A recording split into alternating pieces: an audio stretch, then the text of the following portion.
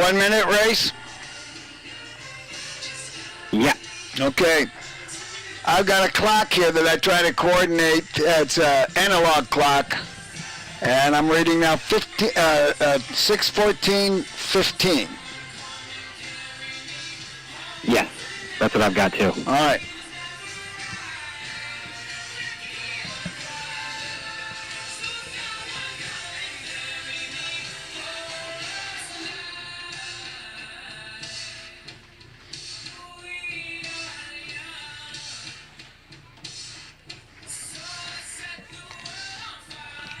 We on YouTube?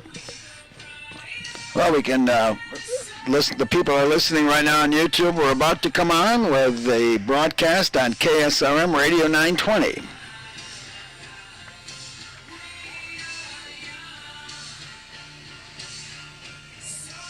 You ready to roll? Race? Yep, I'm ready. All right, go. Okay, here we go. We interrupt our regular scheduled programming to bring you this exclusive KSRM sports broadcast.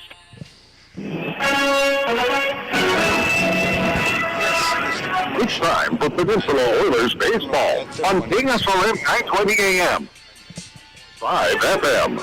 The 2026 Peninsula Oilers pregame show is brought to you by Sweeney's Clothing, including a look around the league, featuring scores and standings, and starting lineups and pitching matchups as we go around the horn. Sponsored by Genoir Towing and Recovery.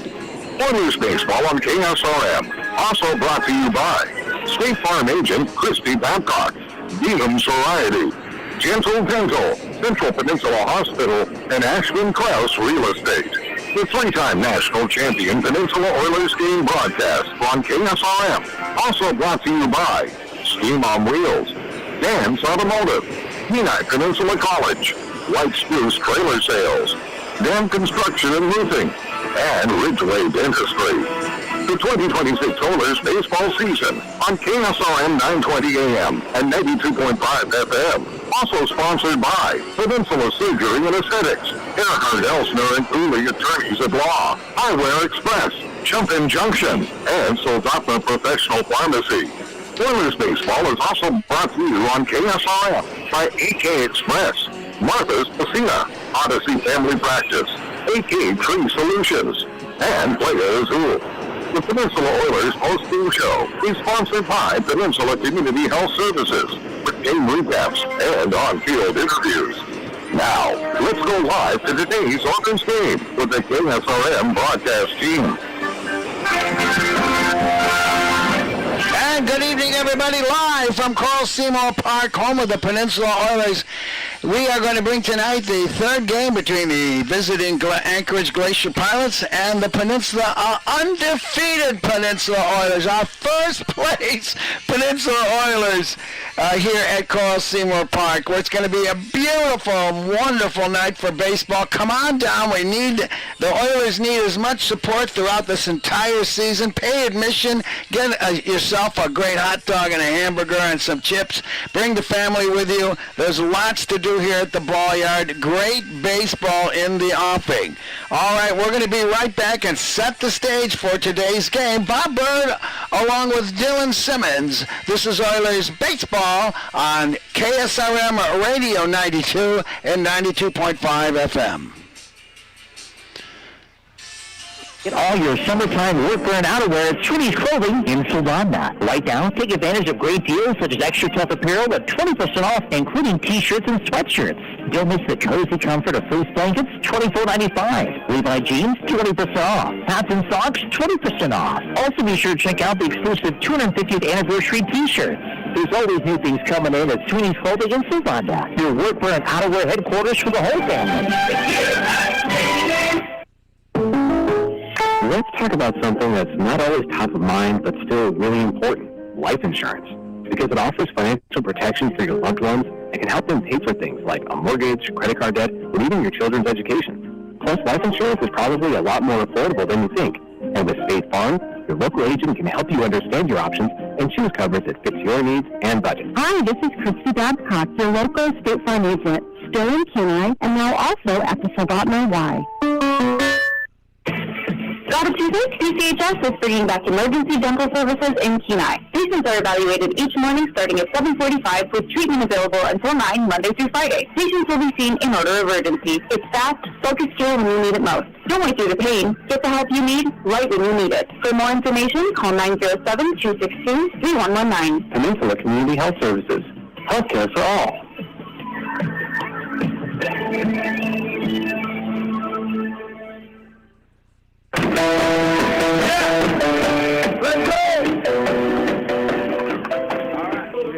But along with Dylan Simmons, where the Oilers are getting ready. So the Glacier Pilots. With me is Dylan Simmons. He is the official scorer, and he'll be doing the play-by-play and color commentary with me. Welcome aboard, Dylan. Well, it's great to be here today, Bob, and like you said, the Peninsula Oilers red hot right now, 2-0 to start the Alaska Baseball League season. Got a big win last night over the Glacier Pilots, came from behind, down 4-0 early, showed some great resilience towards the end of the game, and now they've got a chance to go 3-0 on the season tonight. Well, we'll have to see what happens. Everyone knows it's all pitching, and you don't know from day to day how it's going to develop. So, yes, it's going to be a beautiful night for baseball, and the Oilers will be taking on the third out of 4-game series tonight. It's now 66 degrees, and the winds from the east at 10 miles an hour. Dylan, I've been at this mic for a long time. That's home run weather here. That is absolutely home run weather here, and we've been waiting to see that first home run of the season for the Oilers. Had a couple close calls in games 1 and 2, but I think tonight could absolutely be the night with that wind blowing out of the east right towards the ballpark. So it's going to be a lot of fun to see if that home run comes and who's going to be the man to get it. All right, we'll maybe be back with a Coach's Corner interview in 1 minute. This is Oilers Baseball on Radio 92. Officers of Beeman's talking with Steve. Beeman's is full of summer sports gear. Ain't that right, Steve? It is, Matt. So in soccer, we have a lot of youth soccer, shoes and shin guards and balls and socks. Softball and baseballs, well, we have a really limited selection of mitts from Rollins. We haven't gotten them all in yet. So we have batting gloves and cleats and balls and bats. We have baseballs and footballs and basketballs and tennis balls, And a great selection of bikes. You'll find upstairs at Beeman's, located on the Kenai Expo Highway in Soldotna.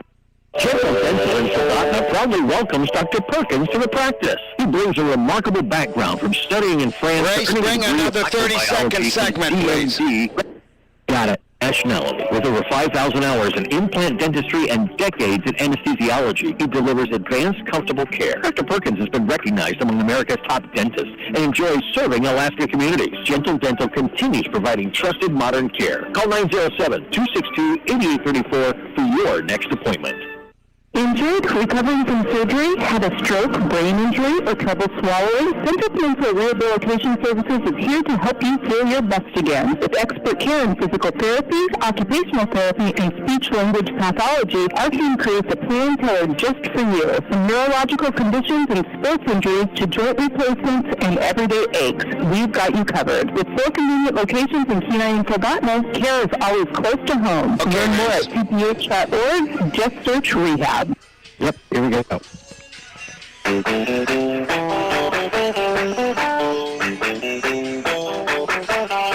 And now, let's take a trip down to the field. The pregame show's Coach's Corner on KSRM 920 AM and 92.5 FM.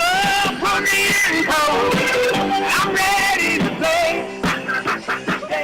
Well, Dylan, we've had a long, delayed springtime here, and as I look at the Oilers field, the readiest part of the field is in foul territory. That's the way it should be. They've been grooming this field, infield and outfield, for weeks now. We've had a high school state tournament here, and I'd have to say the field's in outstanding condition, all things considered. It's in great condition, and they've been doing a lot of work since the high school state tournament last week to get the field in perfect working order. We've got great conditions for the game today and throughout the rest of the weekend, and I think with that prime field position, it's going to make for some fantastic baseball here tonight in Kenai. Starting pitcher for the Oilers is Cody Smathers, and for the Glacier Pilots, it's Reef Sharman. And if you got any stats on them, I mean, height, weight, and their pitching arms is something that will be very key. The Oilers have a lot of left-handed hitters, and when they go up against a right-hander, of course, the percentage favors that quite a bit. And we'll see what happens. We're going to run through on our starting lineups some stats now. Now that we've got 2 games under our belt, it's worthy to give that a look. So anything on the pitchers? Yes, so for Anchorage, Reef Sharman, like you said, is going to be on the mound tonight. Lefty pitcher out of Cal State Northridge in Torrance, California. Didn't play any this year for Cal State Northridge. This will be his first appearance in the regular season. Did have some experience against Fairbanks in the exhibition game not that long ago, so he'll get his chance tonight for the Pilots against the Oilers. And now we've got our guest here joining us for Coach's Corner. It is Mr. Marshall, GM of the Peninsula Oilers. Marshall, great to have you on, and how's it going? Thank you, Dylan. Pleasure to be here. It is going amazing. Burgers are on. We've got enough to get going. Hot dogs, everything. Yes. Beer garden, sunshine, and baseball. Cody Smathers. I don't personally have anything on Cody. Yes, well, Cody Smathers is certainly a guy who's got a lot of experience, and like the rest of this Oilers pitching staff, relatively new to the Alaska Baseball League this season.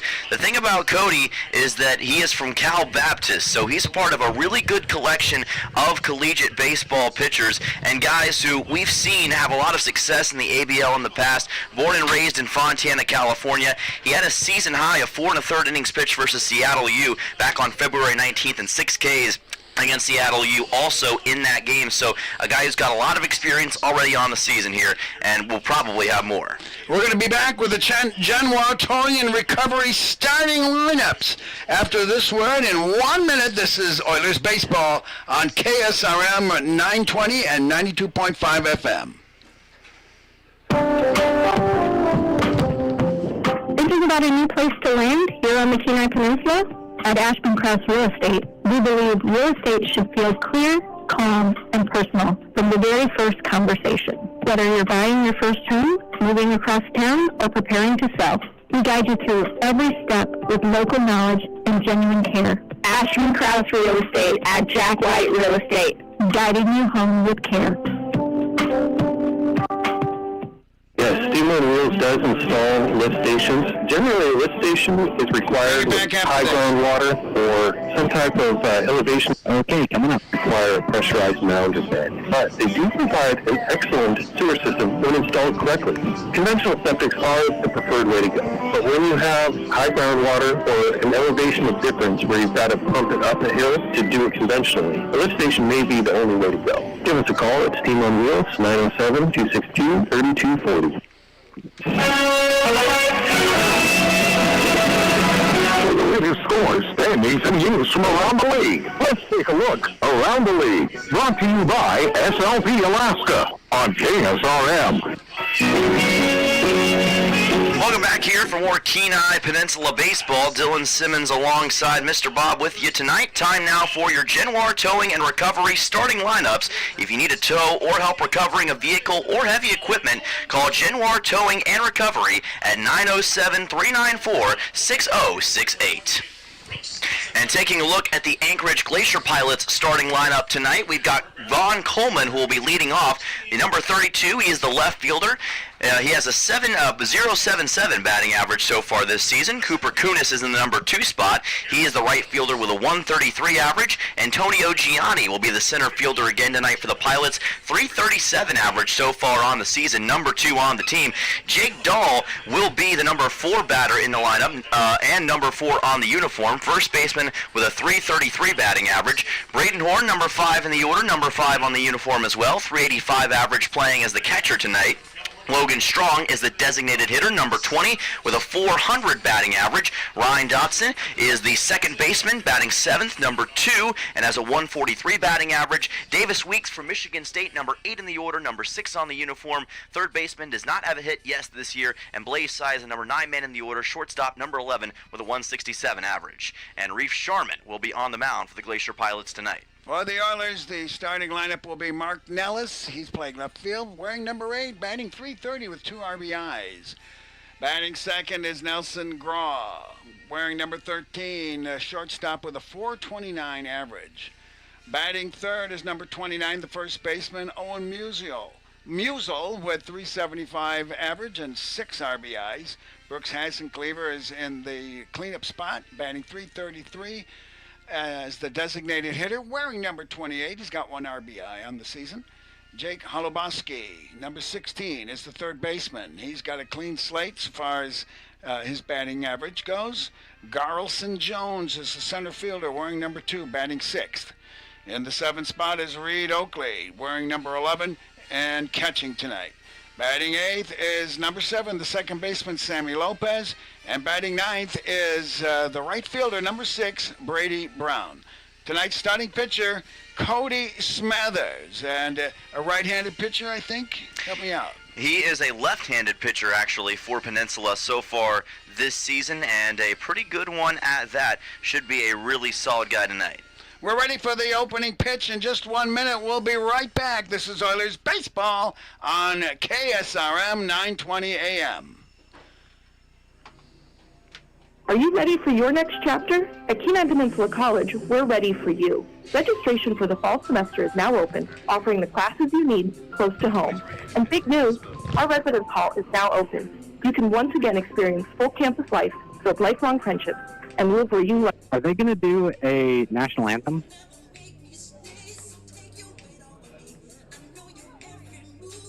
.edu. Find your place at KPC.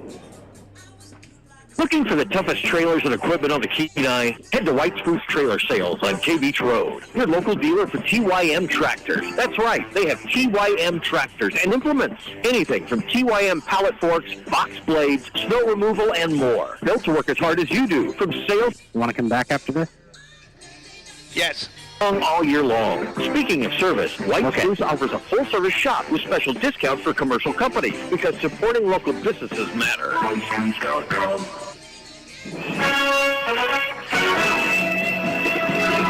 The Sweeney's Clothing pregame show continues as we go around the horn with today's starting lineups. Brought to you by Genoir Towing and Recovery on KSRM.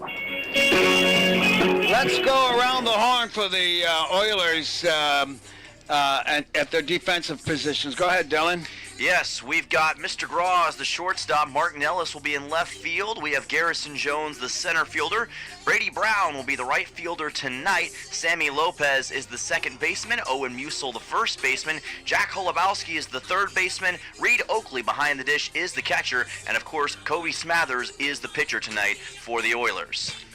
Umpires for tonight's baseball game.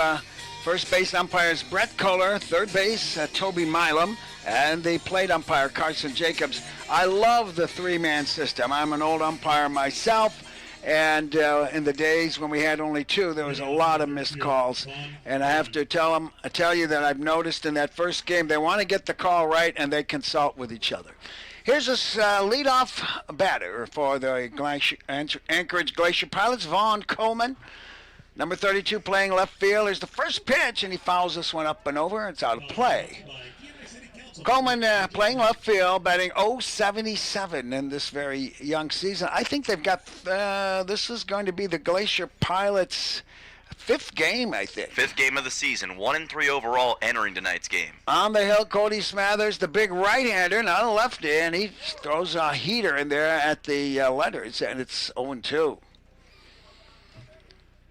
He is big. Oh, he's a big guy, and he's got a great fastball as well, but has a good breaking ball to go along with it. We'll see both. 0-2 pitch, and that's fouled away, and it stays at 0-2. Partly cloudy skies. We're in and out of glare, and we kind of welcome the clouds here because we can see it better through this plexiglass. Here's the 0-2 pitch. High, and it's 1-2. Very typical pitch, a fastball high when you're ahead 0-2. Get him to go. That's the hardest pitch to lay off of. Ball one, strike two. Here's the delivery in tight and high, and it's 2-2. Yeah. The outfield, go ahead. Yeah, tried to work that fastball again towards the inside part of the plate. Little bit high on the delivery. If he can tighten that up just a little bit, he'll have a chance to get Coleman here. Outfielders straight away in standard depth. Here's the 2-2 pitch. Swing and a miss. And a quick K here for Cody Smathers. Yeah, that is a heck of a way to start for Cody Smathers. Really was working on the fastball against Vaughn Coleman and got it to work there right at the end. He gets the strikeout swinging on Vaughn Coleman, and that is exactly how the Oilers wanted to start things off. Cooper Kunis, the right fielder, number 14, stepping in, a left-handed hitter, takes it low and it bounces away. Batting 133, no home runs, 1 RBI. No homers on either team. We suspect we're going to see some tonight. Let's hope they're all on our side. Ball 1 is the counters, the pitch, and a little tap foul on the first base side, and it's 1-1. Cooper Kunis from Roseville, California, played out of Sierra College this past season with a .294 average, 15 RBIs, and 22 runs. Here's the windup in the pitch. Ground ball to the shortstop. Behind second base, scoops it smoothly. A close play, as you would expect. Gra moves smoothly to his left, threw on the run with a sidearm, and it was a close one there. It was, but Nolan did a really good job of adjusting to that ground ball back up the middle, and then, of course, the ability to get that ball to Owen Musil quickly got him the 6-3 and 2 away just like that for the Oilers. Antonio Gianni coming to the plate. I'm half Italian, so I just love that name. Bats from the right-hand side, and a swing and a miss. He's one of the heavy lifters for the Pilots in this young season. Number 7 playing center field, batting .357 with 2 RBIs. A junior out of the University of New Mexico as well. Got a lot of great experience in the Mountain West Conference this past year. Here's the pitch, swing and a miss. Swinging at low pitches at the knees, and it's 0-2. Boy, how impressive would it be for Smathers to get another strikeout right here to quickly put an end to this top half of the first inning. 0-2 the count. Look at Holoboski at third. He's close to the line. Swing and a miss. Good morning, good afternoon, and good night. In the inning, no runs, no hits, no errors, nobody left with 2 Ks for Smathers in that inning. At the end of half an inning of play, it's the Glacier Pilots 1, and the Oilers are now coming to bat. This is Oilers Baseball on KSRM. Dan's Automotive has the best customers in the world. What about Asia? We love Asia. We work on Toyotas, Hondas, Nissans, Hyundais, and Kias. What about Amsterdam? Do they even make cars? No matter what side of the car the steering wheel's on, we got you covered. Dan's Automotive, serving the best customers in Alaska. Call 907-420-0416. Looking for a solid job with great pay and room to grow? Dam Construction and Roofing is hiring roofers and general laborers across the Kenai Peninsula. They offer competitive pay based on experience, overtime opportunities, paid sick leave, and full-time seasonal work. No experience? No problem. If you're dependable, motivated, and ready to learn, they'll provide the opportunity. Join one of the Kenai Peninsula's fastest-growing roofing companies. Call 907-262-3996 today or visit dambuilt.com. Dam Construction and Roofing, building careers one roof at a time.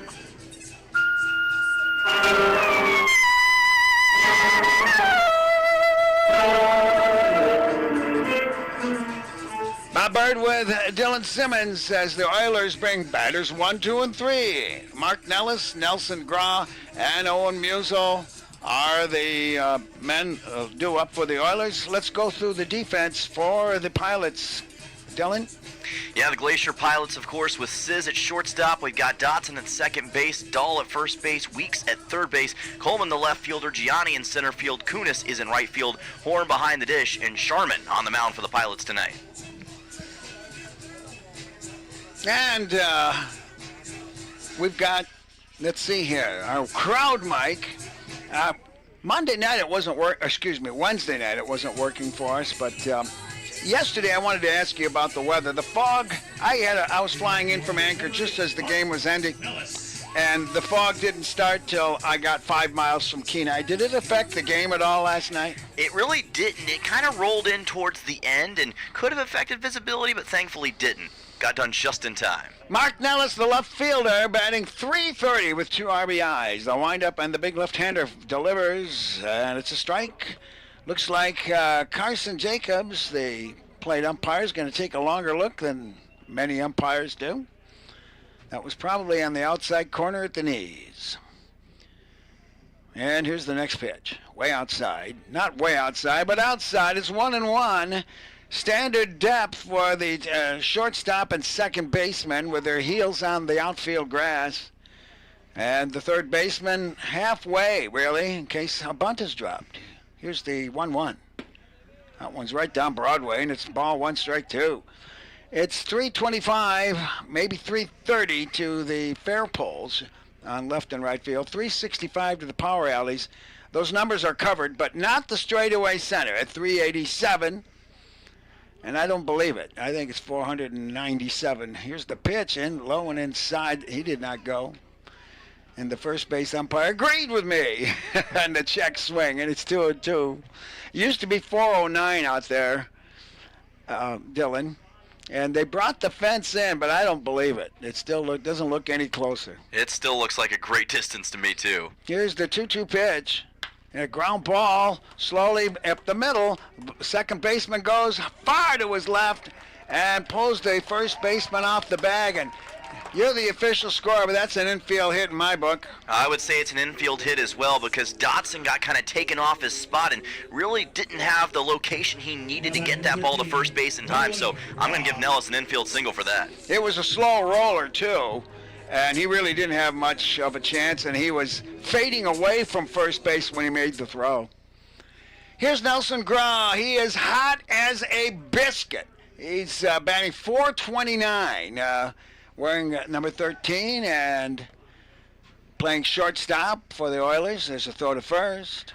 Yeah, already 3 hits on the year, and he's gotten on base 6 times total with 3 hits and 3 walks. So Nolan Graw, the South Dakota State Jackrabbit, he's been exceptional so far. Oh, his on-base percentage will be in the 600s. Here's the pitch. I think it's a slider, and it missed, and it's ball 1. Well, we'll see if the Oilers put things in motion here. A left-handed hitter on a left-handed pitcher. Reeve Sharman on the hill for the Glacier Pilots. Standard leadoff now, and here's the delivery, and it's going to be low and away. No, he calls it a strike. Okay, it's 1-1. I'm going to wait here for him to make his call. Ball 1, strike 1. Third base umpire now goes into the infield. Hey, whoa, boy, he really half-hearted swing on a pitch that came on his bat handle. Any comments there? Yeah, I think that's one that he's probably going to want back. It was pretty far to the inside, and probably thought he'd take a swing at that breaking ball, but just a little bit too late to it. Ball 1, strike 2. Long set. With the left-hander, the base runner has to be careful. He'll come to the plate, and he puts it in foul. And the count remains at 1-2. Graw last night had 2 hits again for the Oilers. He's had a couple of multi-hit performances already this season. Like you said, Bob, one of the most significant impact guys on this Oiler roster. Ball 1, strike 2. Here's the pitch. Oh, high and tight. That was chin music. Backs him out of the box, and it's 2-2. It's the second time in this at-bat that we've seen one of those high, tight fastballs almost get Graw. Swung at it the first time, but did a good job of not reacting to it too badly this time. Ball 2, strike 2. Here's the pitch. Swing and a miss. Runner goes. They throw to... They may got him. Yeah, strike him out. Throw him out. Double play. Woo! Give credit to the catcher, Mr. Horn, as he threw a bullet right on the money. Braden Horn to the shortstop. Yeah, that was really impressive from Braden Horn, and we've seen him do that a couple times already in this series. He's got a heck of an arm on him, and right behind the dish there, threw it in time to second base to get Mark Nellis out. Good job by Dotson as well, applying the tag, and that is a massive 2 outs that the Pilots just got on Peninsula. Owen Musil with 6 RBIs and a 375 average, and the first pitch to him is outside.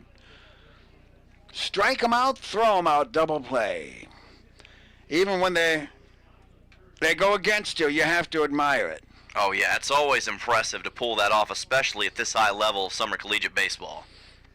Here's the next pitch, again way outside. I think they're going to pitch him very carefully, especially with 2 outs and with home run weather. Here tonight, it's 66 degrees. The wind is from the east at 10 miles an hour. Musil's had an incredible season already. 6 total RBIs, Bob. There's the windup in the pitch. Oh boy, he swung with a golf swing there, and something low, and it's 2-1. Last night, Musil had what was really the game-clinching 3-run double against these Glacier Pilots in the bottom half of the 8th inning, stretched the lead to 4 runs. Oilers never looked back after that. Here's the windup in the 2-1. Way outside. Ball 3, strike 1. The left fielder, Coleman, a little step or 2 further back to the wall, to the fence. Probably respecting Musil's power. Ball 3, strike 1. It's a hitter's count. Here it comes. And he cuts at it and fouls it to the backstop, and it's a full boat. Well, this is going to be a big test for Reef Sharman early on against Musil. Like we said, very much an attacker at the plate. So he's going to have to be patient and keep a close eye on whatever Musil tries to do here. Curious to see what kind of pitch he goes for on this 3-2. 2 outs, nobody on. Here's the windup and the pitch. High. No, he's ready to run to first. And like I said, I've got to be careful. Carson Jacobs is an umpire who takes a second look, and I want to compliment him on it. And so Musil is a backward K here to end the first inning. No runs, 1. He had no errors, nobody left. We'll go to the second. There's no score between the Pilots and the Oilers on RadioKenai.com. When trying to find a dentist, it can be challenging, and Ridgeway Family Dentistry knows this. Ridgeway is a new state-of-the-art facility offering you pain-free dentistry and is family-friendly. Even if you don't have time to have multiple appointments, Ridgeway Family Dentistry can complete all your treatment in one easy visit. At Ridgeway Family Dentistry, they know how important it is to have a smile and know how that can change your life. For your next dental appointment, call Ridgeway Family Dentistry at 262-8404. The World Cup's coming and everybody's talking defense. Here's a strategy that works long after the final whistle. If your family is complete, a no-needle, no-scalpel vasectomy is a safe, effective move. If you're done building your team, it may be time to strengthen your defense. Dr. Alvarez will perform your procedure in Soldotna or Homer. It's quick, comfortable, and a whole lot easier than chasing toddlers into extra time. Don't leave your future up to a lucky bounce. Call Peninsula Surgery and Aesthetics 907-235-1010 and schedule your no-needle, no-scalpel vasectomy. Score some peace of mind and enjoy the games.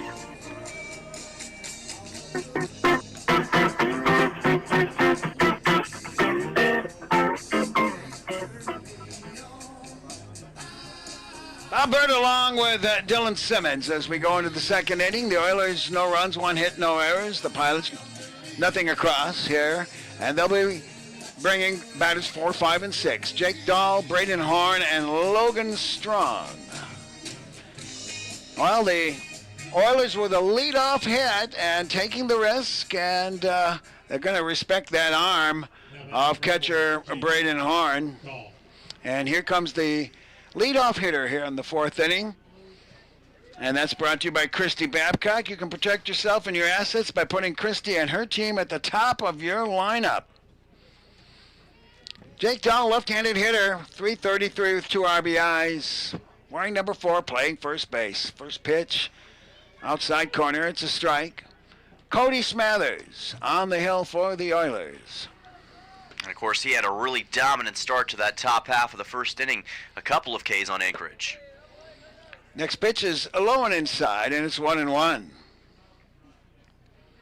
Righty on lefty matchup. The Oilers have Holubowski, Grau, Lopez, and Musil. The infield third to first. Swing and a miss. Nellis, Jones, and Brown, the outfield left, center, and right, and a battery of Smathers and Oakley. It's ball 1, strike 2 is 1-1. Here's the windup and the pitch. Swing and a miss. It was 1-2. And that's the third K out of 4 outs for Cody Smathers. What a start for Cody Smathers, and what a dynamic set of pitches he just displayed. Fastball, back to breaking ball, back to fastball. Finished off Jake Dahl to get that strikeout. Like I said, 3 of 4 Ks to open up against this Pilots order.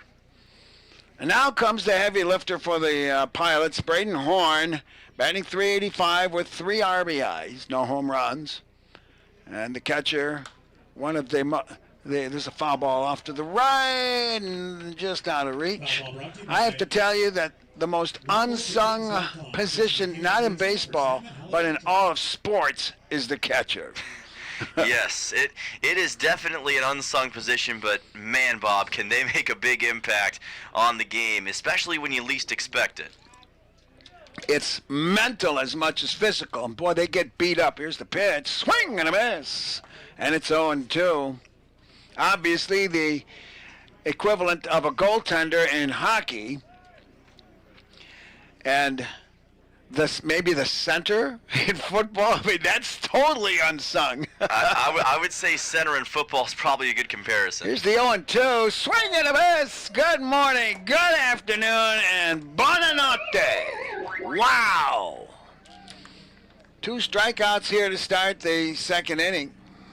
My goodness, what a start for Cody Smathers in this game, and you can see why Dave Dawson and this Oilers staff had such confidence in him coming into this game. He is proving that right and validating what they had to say beforehand. Designated hitter, Logan Strong, takes low for ball 1. Strong batting .400 with 1 RBI. Where's number 20 and bats from the right-hand side. Freshman out of Louisville, Kentucky, plays for Spalding University. I don't know where that is. Here's the pitch, swing and a miss, and it's 1-1. Yeah, Spalding's a smaller school. Believe it's also in Kentucky. Would want to check that just to be safe. But had a pretty good year this past year. 4 hits against Blackburn back on May 2nd. Ball 1, strike 2. Low, and it's 2-1. Yes, Spalding University right next to Wilson and Dunlop colleges, right? Yes, that is correct. Good knowledge there. Ball 2, strike 1. And it's at the knees, and it's 2-2.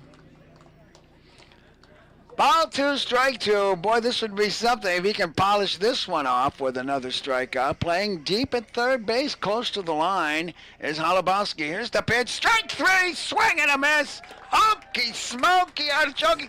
Yeah, he's not wasting many pitches either. And that retires the side as Cody Smathers has 5 strikeouts and 6 outs for the Oilers here. No runs, no hits, no errors, nobody left. Let's go to the Oilers second. There's no score between the Pilots and the Oilers on KSRM. If you've been involved in an accident or had a catastrophic injury, negotiating with insurance companies on your own is fraught. Insurance companies want to maximize their profits, and that means minimizing a fair and just resolution to you. They don't want to pay for your medical bills. They don't want to pay for your lost work. They don't want to pay for your pain and suffering. Expert insurance negotiators and adjusters will try to minimize your claim at every turn. It's important to have an attorney to get the recovery that you deserve. At Earhart, Elsner and Cooley, we can help you get that fair and true value. Hello, I'm Marty Hansen, owner and manager of Eyewear Express. Have you ever bought new glasses for your little darling and they're lost or twisted into a figure 8 before you even get home or take that first picture? Well, if you got them at Eyewear Express, we'll replace the frame for free. Let me say that again. If they lose or break the frame, we'll replace it for free. So relax and expect the best from Eyewear Express in the Peninsula Center Mall, Soldotna. 260-9199.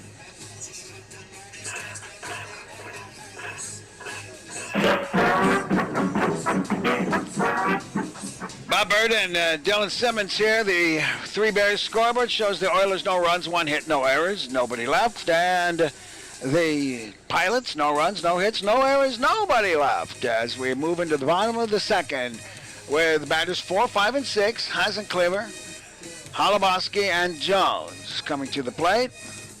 Hasenclever, again, I was impressed with his work on Wednesday. to get the days in the week correct. He had an outfield assist at the plate. That was one of the highlights of that game on Wednesday. He's batting 333 with 1 RBI and no home runs. Bats from the left-hand side against Reef Sharman, the left-hander for the Glacier Pilots. And here's the windup and the first pitch to Hudson Cleaver. And it's low for ball 1. Pilots have Weeks, Siz, Donson, and Dahl. The infield third to first. Coleman, Gianni, and Kunis. The outfield left, center, and right. And a battery of Sharman and Horn. Here's the ball 1 pitch. That's going to get the outside corner, I believe, and it's 1-1. Yeah, just got that outside corner. And like you said, Brooks has had a really solid start to the season. Showed out in a big way in game number 1. Came in late yesterday, originally as a pinch hitter, then took over in right field. Here's the windup and the pitch. Oh, look out, that may have scraped him. It did. It hits him. That's the kind of hit you want. You just barely feel it, or maybe it just hits the folds of your uniform. Yeah, if you're going to get hit by a pitch, that's probably the least painful way to do it. It just kind of grazed him over on that right side. And, again, it's not the most advantageous way to get on base, but it's certainly something that Brooks will take. All right, we got the leadoff runner on for the second time in a row. Jack Holubowski, the third baseman. Did he play in yesterday's game? He did play in yesterday's game. He was the starting third baseman for the Oilers. And he'll take a strike on the inside corner. Holubowski, with no stats yet, playing third base, wearing number 16, bats from the right side. Yeah, still looking for his first hit as an Oiler. Now would be a heck of a time to do it. Here's the windup and the pitch. Strike called at the knees. The Oilers wearing white jerseys and trousers with red trim. And the Glacier Pilots in blue-gray, I guess you could say, very light blue-gray, of their jerseys and their trousers. It's 0-2 to Holubowski. Runner on first, nobody out. Here's the pitch, and it's in the dirt. And it's 1-2. Yeah, and one interesting note about these uniforms for the Oilers, same uniforms that they wore on Wednesday and Thursday, they've won each time they've worn these. And, well, you know how superstitious baseball can be sometimes, so, hey, maybe it's a good luck charm for Peninsula. We'll see. Here's the next pitch. Checks his swing. And it's outside for 2-2. It's not a good idea to be superstitious because it's bad luck. It definitely can be, especially if you buy into it too much. Ball 2, strike 2. On first base is Hudson Cleaver. And the left-hander goes to a side. Here's the pitch. And it's popped up. And doesn't seem to be anyone heading for it, so it's out of play. 2-2. Jack from Chesterfield, Missouri, plays for Bradley University, 6'1", 200 pounds, and did a really nice job in D1 baseball this season. Righty on lefty matchup, and a 2-2 pitch coming on our way. A long set, and he comes to the plate. Swing and a miss. And Holubowski fans. Not sure what he was served. Might have been an off-speed pitch. Yeah, it looked like an off-speed pitch and kind of went a little bit low trying to grab it, a little bit late on that swing. Jack's search for the first hit of his Oilers career continues. Garlson Jones, the center fielder, number 2, coming to the plate. A left-handed hitter. Again, no stats for him yet. Did he get in yesterday's game? He did come in yesterday's game.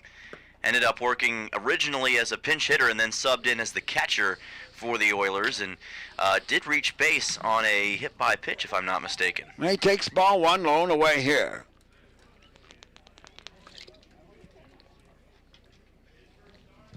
Ball 1 the count. A runner on first base. 1 on, 1 out here for the Oilers in the second inning. The pitch is again low and away, and it's 2-0.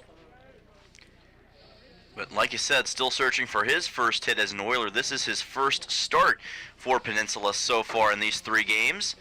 And I'm sure that just talking to Garrison in the clubhouse that he is motivated as anyone to make a big splash here tonight. Sharman delivers, and there's a little tap. It's foul right there behind the plate. Now, let's see. It's a trivia question for you. Are you ready? Sure, let's go for it. Look at the unique shape of home plate, right? Yes. Okay. So why do you have those cuts? That's a good question.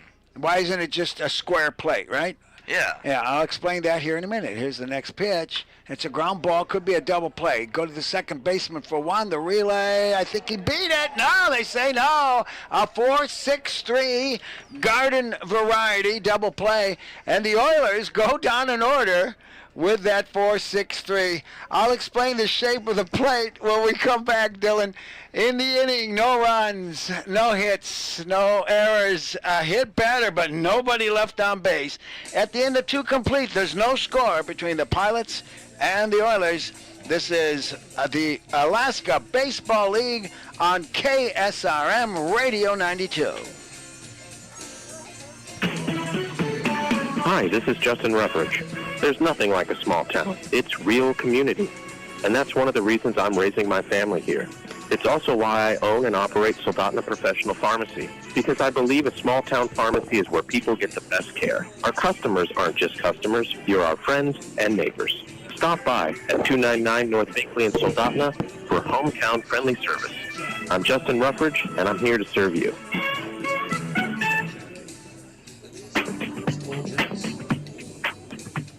Looking for fun for the whole family that they will love? Head over to Jumpin' Junction on K Beach Road, the Peninsula's entertainment center for all ages. Play in the arcade, dive into the active VR game room, glow it up with blacklight mini golf, bounce on inflatable fun, and grab a snack at the snack bar. Birthdays, work parties, and so much more. You can book them now at Jumpin' Junction on K Beach Road. Jumpin' Junction, where there's fun for the whole family.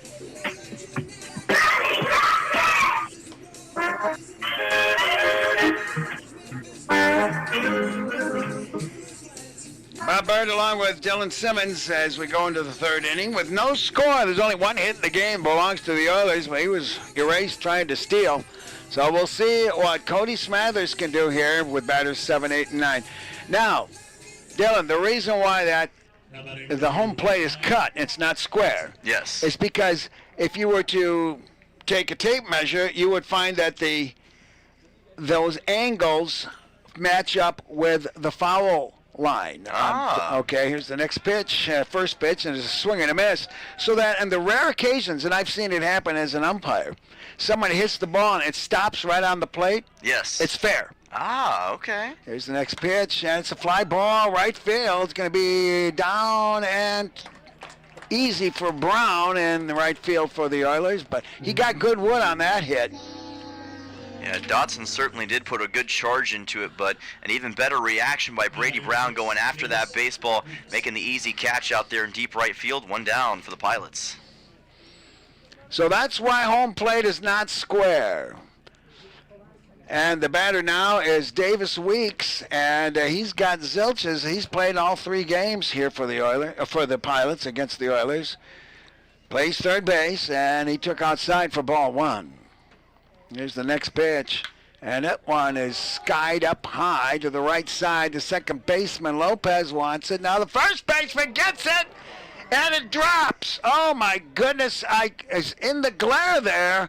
Tell me what you saw. Did it hit his glove? Yeah, Musil was backpedaling for that baseball, waved off Lopez and says, I got it, but he couldn't quite bring it in. I think it bounced off of his glove as he tried to haul it in and just couldn't secure it, and that allows the runner to get all the way to second base on a big mistake. E3. And that's the second time I've seen Lopez called off a ball that belonged to him on a pop-up. Maybe it's happened. No, it's happened 3 times that I've seen it. He's probably wondering what he has to do. That's really a second baseman's pop-up. As the batter, as Blaze says, and he takes strike 1. Let's review that play again. It popped up, and I know that Lopez was going to field it, but the first baseman was backpedaling while Lopez is moving from his right to his left. And he did not want to collide, so he let him have his way. Low, and it bounces not very far away from Mr. Oakley, and it's 2-0. Yeah, and that's a situation, Bob, where as an infielder for either side, communication is key. And I think they had decent communication there, but I think that's when where Lopez probably has to be a bit more, for lack of a better term, aggressive about going after that baseball and getting the out. Could have been an easy out for the Oilers. Lopez shading very close to the base, anticipating a throw, and that pitch is outside, and it's 2-1. Lopez shifts back to his normal position just as the delivery begins, but right now he's very close to second base. Now he shifts. Here's the pitch, swing and a miss, and it's 2-2.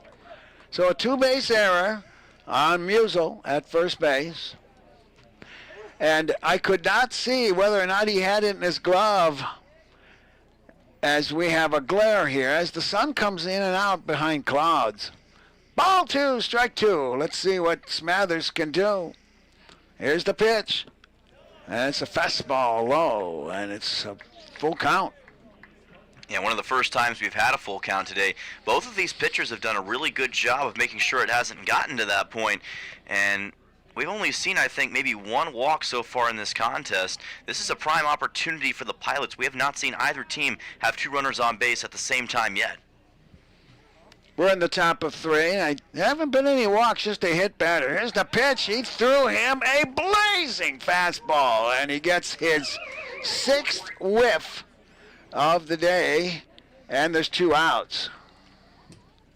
And again, Cody Smathers steps up in a huge spot. Brilliant pitch right past the batter that time. Blaze Sizz got the 9-hole hitter, and most importantly, got that big second out, which keeps Weeks at second base and sets the Oilers up to likely get out of this inning, perhaps without any damage from Anchorage. Well, Von Coleman's batting .077, but don't let that fool you. He wouldn't be in the leadoff position if that was normal. He is overdue, and he swings and misses at the first pitch. Righty on righty matchup. Again, we're watching Lopez camped very close to second base. I'm sure there's a reason for that. I'm going to make another comment here after this pitch, and it's inside, and it's 1-1. And the first game of the year, when the Oilers had 4 or 5 errors, I attributed that to the fact that they don't know each other's moves, and you've got different ways from different teams to call for pop-ups and so forth. But now we're in the 3rd game, and I hate to see that still may be a factor here. Here's the 1-1, and it's a ground ball foul down the third base line, and I'm telling you, that was close. Whew. You're not kidding. That was very close. It may have needed like 2 more feet to stay inside the third base bag and be fair, but instead for the Oilers a fortunate break, because if that had kept rolling and had done so in fair territory, Weeks would have easily scored, and Coleman probably would have gotten to at least second. Ball 1, strike 2. Von Coleman, the left fielder, in the hole here, and probably expecting heat from Smathers. The stretch and the pitch, and a fly ball right field. Should be measured easily by Brown. He does. And the Oilers will wiggle out of that 2-base error with an F9, 2 fly balls to right field to retire the side. No runs, no hits, 1 error, and 1 man left. Let's go to the Oilers' 3rd. The score, there's no score between the Glacier Pilots and the Oilers.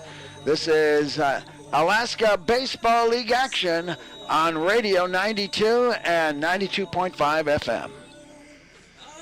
I was told if you could sing it, you can remember. So I want to try this. We're going into the 3rd now.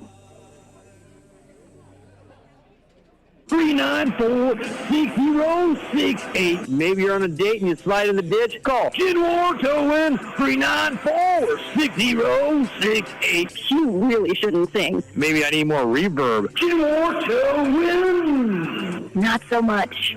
Genoir Towing, 394-6068. Let's go fishing. Let's go see Alaska. Whatever your adventure is, Three Bears Alaska is here to help your adventure. They're a one-stop shop with easy to get in and out fuel pumps. Great for RVs, boats, campers, recreational trailers, work trailers, pretty much anything. And with locations in Cooper Landing, Sterling, Kenai, and the Milchick, you're on your way. Three Bears also has groceries for your adventure, fishing and camping gear, a liquor store, ice and fishing licenses as well. For your next adventure, stop by Three Bears Alaska.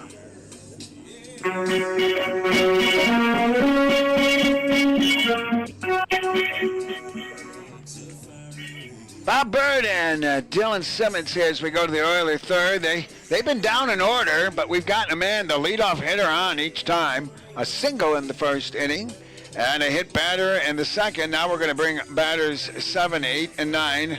Reed Oakley, Sammy Lopez, and Brady Brown. Yeah, both teams still trying to break through the opposing pitchers so far, and the opposing defenses for that matter. We've seen some great defensive baseball so far on both sides, and it's becoming more of a staring contest where it's going to be a matter of who blinks first and which batter on either side can get the first crack against one of these defenses. On the hill for the Glacier Pilots, Reef Sharman, left-hander, and he'll face the right-handed swinging Reed Oakley, our catcher, number 11. He's yet to get his first hit. Steps in on the right-hand side. Come on, Reed.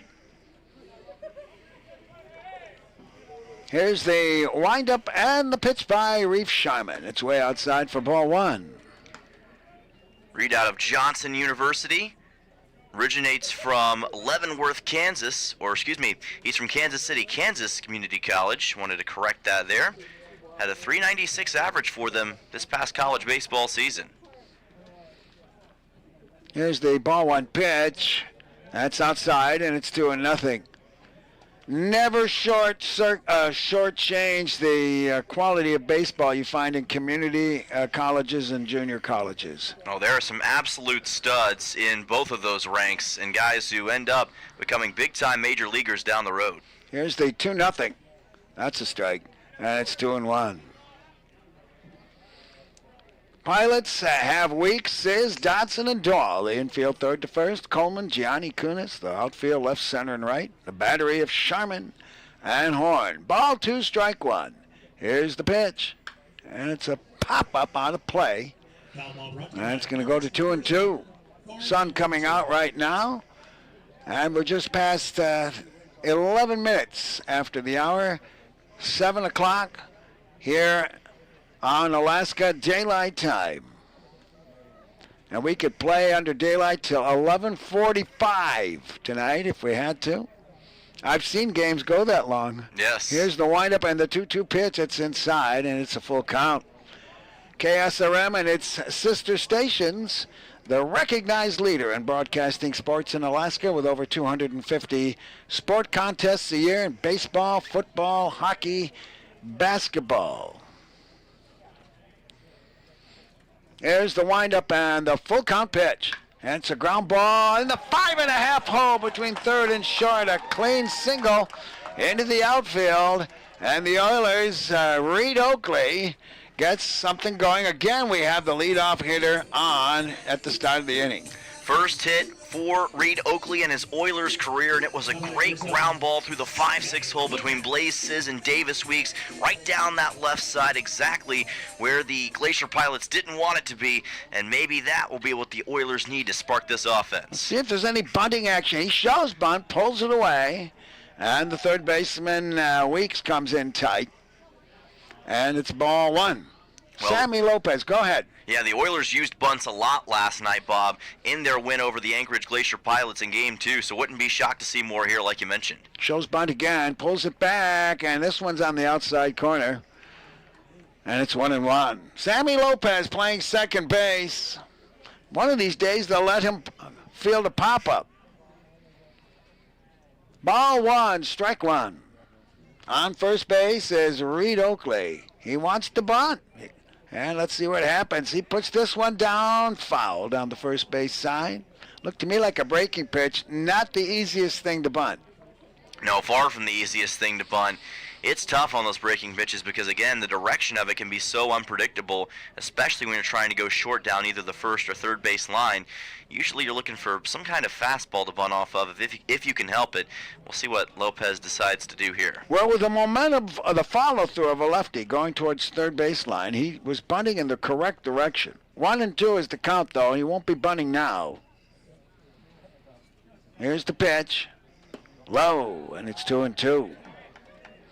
You figure the third baseman was creeping up, and so bunted down the first base line. Yeah, and that's good recognition by Sammy Lopez to see what Davis Weeks was doing in that situation. That's having a high baseball IQ in a critical moment. 2-2 the count. Nobody dead. They throw to first. Look out. I call it an arm throw that was not an arm throw, but the arm throw is when the left-handed pitcher just throws his arm, and it is a very, very deceptive play. That's not what happened here. Here's the delivery, breaking pitch, and he whiffs. What a dandy pitch that was, and it's 1 out.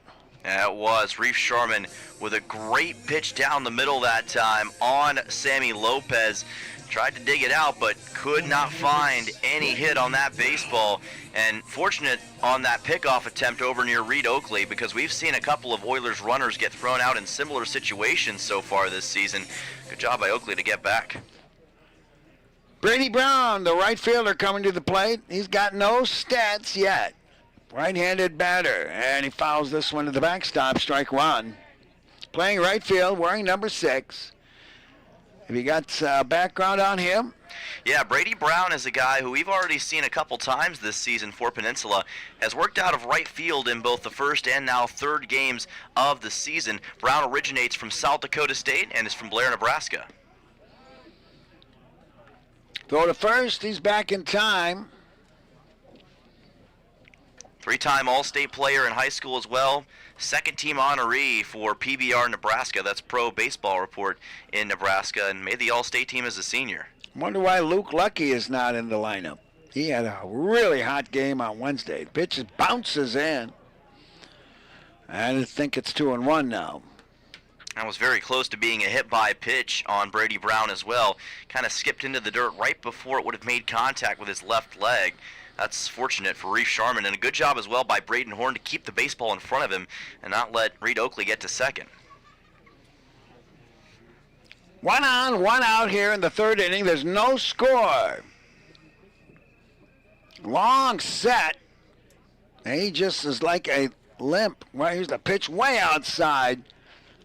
Sharman just, when he comes to a stretch, it looks to me like he's just a marionette with the strings relaxed on him. That's a good description. He has a very nonchalant kind of stance whenever he's on the mound between pitches. Takes his time, and he can do so. There he goes. They pick him off. It's going to be a throw to Sven. They missed the throw from the first baseman to the shortstop. They picked him off, but the throw from Dahl to Sis was nowhere near the bag. I think he must have been throwing to the left side in order to not hit him. And he'll get a stolen base on a pickoff. Yeah, that was great reaction time by Reed Oakley. He had a pretty big leadoff, and once he saw the throw come in, he's like, it's go time, and he took second base. Great job by Oakley. Ball 2 is the count. Here's the pitch. And a high fly to center field. It should be easy for Gianni, and he's going to tag and go. He's going to test his arm, and it's cut off by the shortstop of Sis, and you don't get credit for a sacrifice fly anymore like they used to. So it's an F8, and he takes third base on the non-throw. Yeah, but that was still a really good job by Oakley again to take off. I was a little bit concerned when I saw that throw coming in from Gianni in deep center field. He's got a heck of an arm on him. We've seen it work before, but Oakley using his speed again to his advantage. He's all the way at third now with 2 outs, and Mark Nellis at the plate. Nellis singled out the infield and swings right through that one, strike 1. The best chance for the Oilers now to get something on the board. 2 outs, runner on third, and the leadoff hitter, Mark Nellis. Singled and then was caught stealing on a strike him out, throw him out, double play. Strike 1 is the count. Here's the windup and the pitch. And he takes that one. Was it inside or was it low? It was. It looked like a little low to me. Brings the count to 1-1. .330 hitter with 2 RBIs. Come on, Mark.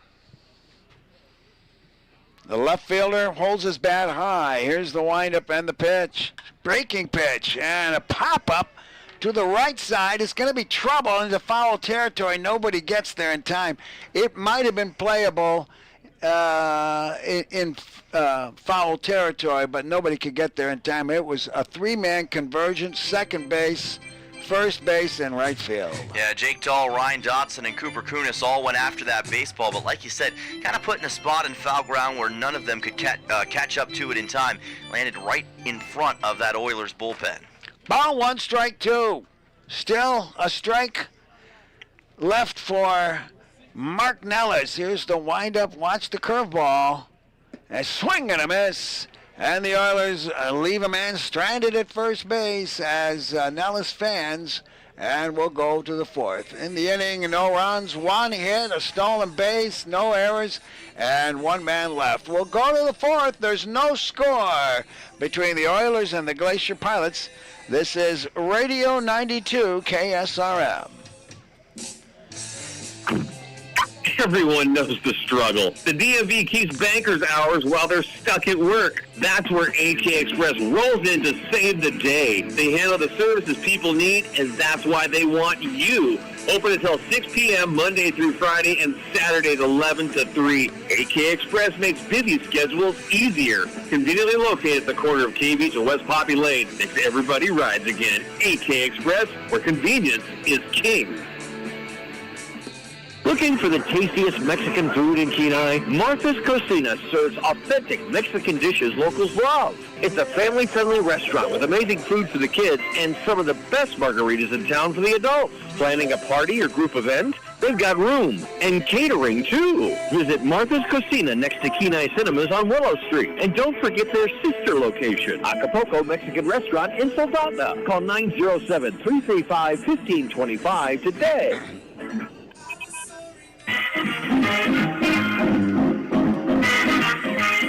Checking the Three Bears Alaska scoreboard. The Oilers, no runs, 2 hits, 1 error, and 1 man left. And Pilots, no runs, no hits, no errors, and they've stranded 1. So the Oilers have an error and 2 hits, and both teams have gone just 1 batter more than the minimum. Yes, they have, and like we said before, it's been a game of defense so far and a game where pitchers have really been the story on both sides. Reef Sharman has done a great job for Anchorage, but the same could be said for Cody Smathers. And as we enter this top half of the 4th inning and a stalemate at 0-0, who's going to land that first punch? Batters 2, 3, and 4 for the Pilots coming to the plate, and Gianni, Dahl, and Horn. And all 3 of them have struck out. Gianni, a .357 hitter. No home runs, 2 RBIs, playing center field. Righty on lefty matchup. Here's the windup and the pitch by Smathers. It's outside for ball 1. Oilers have Holoboski, Gra, Lopez, and Musial. The infield 3rd to 1st with Nellis, Jones, and Brown. The outfield left, center, and right. And the battery of Smathers and Oakley, and he's down 2-0 in the count. Yeah, that's not the way that Smathers wanted to start it right here. Trying to go towards the inside part of the plate against Kunis. Hasn't quite been able to find the zone yet in this inning. Checks his swing, and they'll call a strike. Watch Holoboski. He's close to the grass, well off the bag at 3rd. And the 2-1 pitch. There's a ground ball base hit between 2nd and 1st, and there goes the no-hitter. All right, get that out of the way. A first clean single here for the Glacier Pilots to start the 4th inning. Yeah, pretty routine ground ball between Owen Musial and Sammy Lopez for Cooper Kunis. About as standard as they come, but it's certainly a welcome sight for the Glacier Pilots. Antonio Gianni coming to the plate with Kunis at first base. Gianni plays center field, batting .357. I had the wrong stats. It shows Bunnets going right back to the pitcher. He's going to go to 1st. He was tempted to go to 2nd. He gave it a good look. And it's a 1-3 put out, and the sacrifice is a good one. But right back to the pitcher for the first out. And that gets the batter to 2nd base. The runner. Cooper Kunis is batting .133 with 1 RBI. I read Gianni's stats for him when he came up. And here's Jake Dahl, though. He's the real McCoy with .333 and 2 RBIs. Bats from the left-hand side. He's the cleanup hitter, and as he fouls this one to the right, strike 1. Yeah, sacrifice certainly did its job, got Kunis into scoring position, and the good thing for the Pilots here is that they only have one out. So you've got ample opportunities now with a couple of outs to maybe get your runner into scoring position and get him home. 1 on, 1 out at second base. And a strike one count is the pitch to Dahl, and that's on the outside corner. It's 0-2. Really nice pitch by Smathers there. Like you said, painted the outside corner well, adjusting his pitches a little bit in his top half of the fourth, and now finding some consistency. Could get a big second out here on Dahl to set up the Oilers well. Now this is the heart of the Pilots' order. Here's a fly ball foul close to the beer garden. He's going to have to face a 333, a 385, and a 400 hitter with a runner on second base and 1 out. Yeah, those are 3 really solid, probably the best hitters in the lineup for the Glacier Pilots. Smathers can make it through this. It'll be really positive for Peninsula. 0-2. Here's the pitch. It's a heater, and he's on it, but fouls it straight back. A batting coach will tell you when a batter fouls it straight back to the backstop, he's got a good eye on that ball for that kind of a pitch. 0-2. Let's see if he puts one outside of the strike zone here. Swing and a miss. And Dahl fans for the second time today. Like you said, Dylan, that was a key strikeout. Oh, it's an absolutely massive strikeout because Kunis can't advance to third for 1, and you don't have a potential sacrifice to work with, whether it would be a bunt or a fly in that situation. So that really helps out Peninsula. And again, we see just how good Cody Smathers is here in this one. Here's Braden Horn. He struck out, but he's got 385 average, no home runs and 3 RBIs. First pitch to him, they call a strike. Tried to check his swing. The umpire at home did not ask for help. It looked pretty clear from our vantage point that he went around a little bit high on that swing trying to get that pitch from Smathers. Didn't react to it quick enough. Strike one, the count. Runner on second base, 2 dead now for the Pilots. Smathers checks the runner, nobody near him. Here's the pitch. Low and in the dirt, maybe. And it's 1-1. Smathers went back to the fastball that time against the batter, and like you said, just a little bit low on Horn. Got him at a 1-1. Ball 1, strike 1. Here's the pitch. Low and away. Very similar style pitch right there. Trying to get to that lower part of the outside corner. Just keep it away from Braden Horn. He knows just how good that he can be, and you talked about it earlier in the broadcast, Bob. 5 hits and 3 RBIs already on this season. Looking for more. Here's the 2-1 pitch. That's low. And right now, struggling to find the strike zone. I think we're going to see him elevate that fastball a little bit right here on this 3-1 count. Ball 3, strike 1. Braden Horn with a hitter's count, a righty on righty matchup. Here's the stretch and the pitch. Swing and a miss. He made up his mind he was going to swing. I think he had a good notion that he was not going to miss the strike zone. And it's a full count with 2 dead and a runner on second base and a tough hitter, Braden Horn. As Smathers gets his signals and goes to the stretch, looks at second base. Here's the full count pitch. Swing and a miss. Wow! Oh, I got to tell you, what a clutch piece of pitching Cody Smathers has done in the 2 scrapes he has been in the last 2 innings. No runs, 1 hit, a sacrifice, and 1 man left. Let's go to the 4th. There's no score between the Pilots and the Oilers on KSRM 92.5 FM and RadioKenai.com. cuts, fractures, sprains, burns, fishhooks, and workplace accidents. Odyssey Urgent Care treats the injuries that can't wait. Need stitches? They perform laceration repairs right here. Got a fishhook where it doesn't belong? Well, they can help with that too. With on-site x-ray services, splinting, braces, and expert injury care, you can get diagnosed and treated in one convenient visit. Conveniently located in Kenai in the Odyssey Family Practice Building. Open Monday through Saturday, 8 a.m. to 6 p.m. Walk in or call 907-283-8400. Odyssey Urgent Care.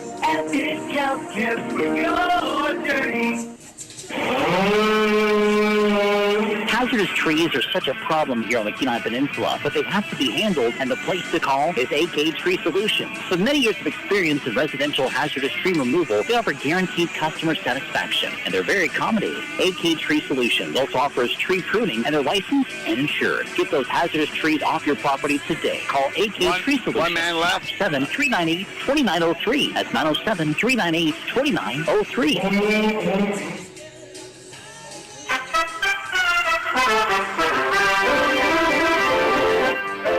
Bob Bird along with Dylan Simmons as we go to the Oilers fourth. The Three Bears scoreboard. The Oilers, no runs, 2 hits, 1 error. 1 man left. The Pilots, no runs, 1 hit now, no errors, and 2 men left. The Oilers will bring up batters 2, 3, and 4. We got a man to third base last inning, Dylan, and could not bring him across. And we'll see what we can do here. Well, we've got a really good part of the order coming up here, Bob. Nolan Graw, Owen Musil, and Brooks Hasenclaver, who are all really good batters for Peninsula, all batting really high as far as the average goes. 375, 333, and 129. Of course, Nolan's a guy, or 429, excuse me, for Nolan, not 129. All these guys have the potential to do some damage against Reef Sharman. Well, he's got 5 strikeouts, and that's nothing to sneeze at. And the defense has been impressive for the Pilots. And here's the first pitch. Low and away for ball 1. Nelson Grau, the shortstop, batting .429. He struck out the first time up. State Farm agent Christy Babcock. You can start your inning and your next inning in life with the top insurance team. And the next pitch is strike on the outside corner. It's 1-1. Ball 1, strike 1. Again, the shortstop and the second baseman, the middle infielders, with their heels on the grass. And here's a foul tip just off the plate. And that puts the third baseman back a few feet.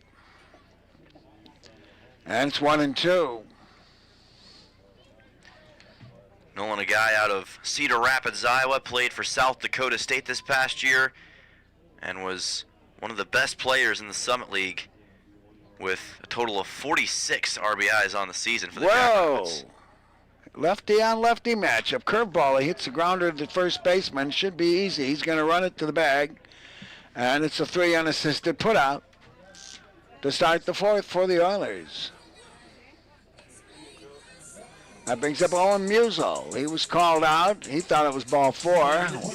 His first time up. Batting .375 with a big that could be league leading 6 RBIs. He's playing first base for the Oilers.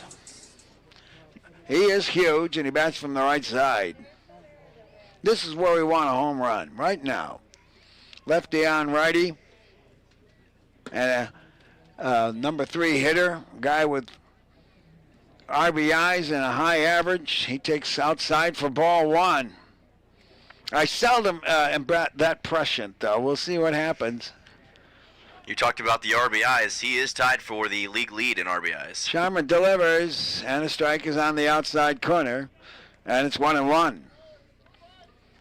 Coleman, Gianni, and Kunis, the outfield left, center, and right, and Coleman, the left field, is backed up a little bit further than he normally has done. A slow windup, and a curveball drops in there nicely. Woo! And it's 1-2. That was a heck of a breaking ball by Reef Sharman. Like you said, painted that outside corner well, and really just nothing Musil could do about that. Sometimes as a hitter, you just got to tip your cap to the pitcher. Here's the 1-2 pitch. And it's a fly ball, shallow left center. And it's going to be a run for it. It drops! Whoa, there was a lot of hang time, but I think the outfielders were playing deep, and Musil gets a break there. Well, yeah, you talked about it. They were playing deep in that situation, Bob, and I think that Gianni and Coleman, not expecting that ball to drop where it did, kind of had to rush over to it and couldn't get there in time, and it allows Owen Musil to get his first single of the game. Third hit for the Oilers. And it's going to bring up Hassan Clever. Brooks is batting .333. He's a DH today. He's got no home runs and 1 RBI. Here's the pitch. Low. That's ball 1. So the Oilers, 3 hits, but no runs to cross yet. On first base is Owen Musil. And they throw to first. He'll go head first back in. No tag applied. Hassan Clever. I wonder what Luke Lucky is doing today. How did he do yesterday? Luke Lusky yesterday did play. He was one of the starters for Peninsula. Foul ball. Going to be playable. Short foul territory for the third baseman. Off the bat handle. Inside out. And Weeks makes an easy F3 to get the second out. Excuse me, F5. Jack Holubowski coming to the plate. He was a strikeout victim, 1 of 5 for Reef Sharman. He'll bat from the right-hand side. And to answer your question, Luke Lusky had 1 hit, 1 RBI, and 1 run in yesterday's game. So he's had 2 productive games. I'm just wondering why they're not in the lineup. Here's the pitch, and here's a pop-up right side. Going into foul territory. Is there going to be a chance? No. It landed in playable territory on the warning track. And again, the convergence, second base, first base, and right field. Strike 1. We've seen a few balls in that direction so far tonight, kind of drifting into foul ground and landing right in front of that Oilers bullpen. Breeze is really pushing the baseball more in that direction, I guess, on some of these plays. Strike 1 to count to Jack Holubowski. Here's the pitch. That's a breaking pitch, and it missed. I don't know if it was low or inside. My guess is low. Yeah, I think it was a little bit low that time. Tried a breaking ball against Holubowski and just placed it a little bit too low to keep it in the zone. 1-1 is the count. An enormous runner on first base, Owen Musil. And he goes. And they'll try to get him at the second base. The throw is to the left of the bag. And the big first baseman steals one for the Oilers with 2 outs. Really nice job by Owen Musil taking off right there. It was a very close play at the bag. Throw was a little bit low from the catcher, Braden Horn, in that situation. I think if it had been a little higher, may have had a chance to get Musil, but able to get second base regardless. Ball 2, strike 1. And again, we have a runner in scoring position with 2 outs. We're overdue for a timely hit here. And if there was ever a time to take the lead in this game for the Oilers, it's certainly now, Bob. A hitter's count. Here's the pitch. That one's right down the tubes, and it's 2-2. Maybe he'd like to have that back. Jakubowski. Ball 2, strike 2. Goes to the side. Reef Sharman, and a scrape. Not a jam, but a scrape. Here's the pitch way outside. It's going for a backdoor slider. It did break, but stayed outside. And it's a full boat here for Jakubowski. Ball 3, strike 2. Be interesting. I don't think the runner will go. There's the stretch. And the pitch. Fouled off to the right, out of play. Served him high at the letters. And the count remains full. Yeah, kind of hit that one a little bit towards the right side, just did not quite have enough on it. Real war of attrition going on between Sharman and Holubowski right now. Another 3-2 coming up. Ball 3, strike 2 to the third baseman. Here's the pitch. Way outside and high. And is that the first walk of the game? I believe it is. Haven't seen either side get one until that point. So good work by Jack Holobuski working that count against Reef Sharman. And now a couple runners on base for the Oilers. The time is now certainly to strike if you're Peninsula.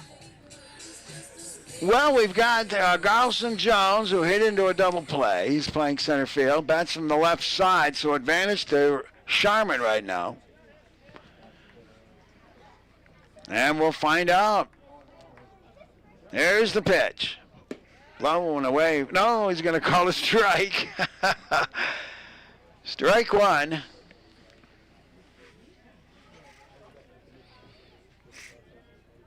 Garlson Jones playing center field. On first base is Holobuski. On second base, Hessencliver. There's a couple tongue twisters for you. And the strike one pitch. Pops it up. Catcher's not going to go far. And it's 0-2.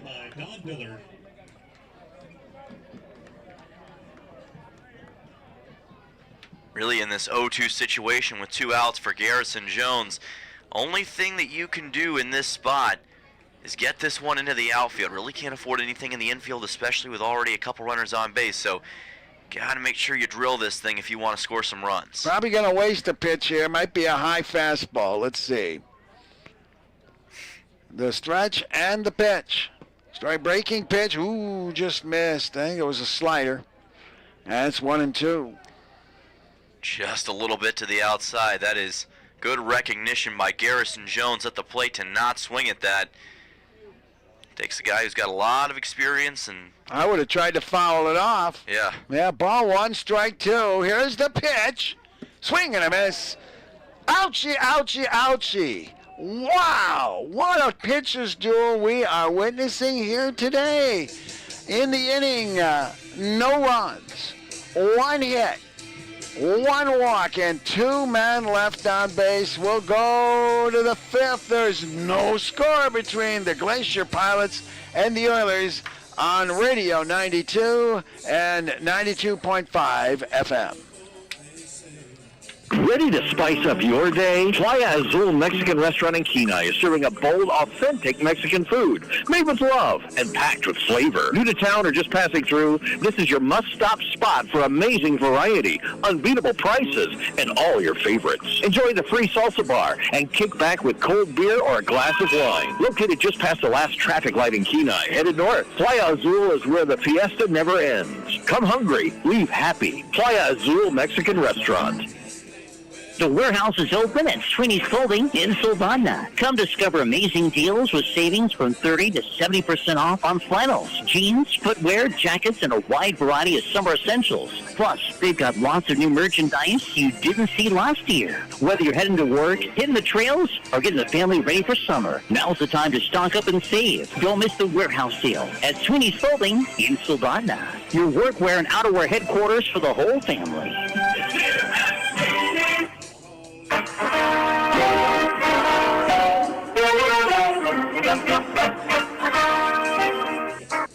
Three Bears Alaska scoreboard. The Oilers no runs, 3 hits, 1 error, 3 men left, and the Glacier Pilots no runs, just 1 hit, no errors, 2 men left. And now with the play-by-play for innings 5, 6, 7, and 8.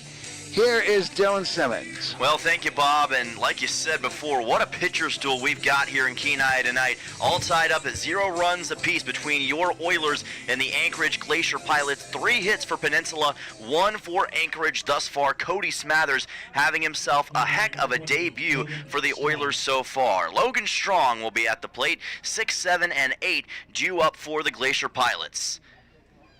So we'll see what Smathers can do against this bottom part of the Pilots' order. His first pitch is inside and a hit-by pitch.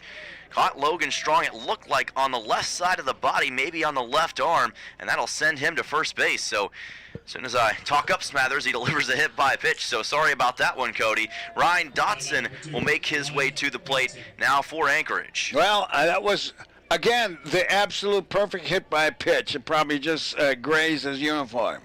Yeah, just barely grazed him, and I'm sure that he's thankful for that. Here is a ball fouled off just barely by Ryan Dotson. Just caught a piece of it. That'll bring it to an 0-1.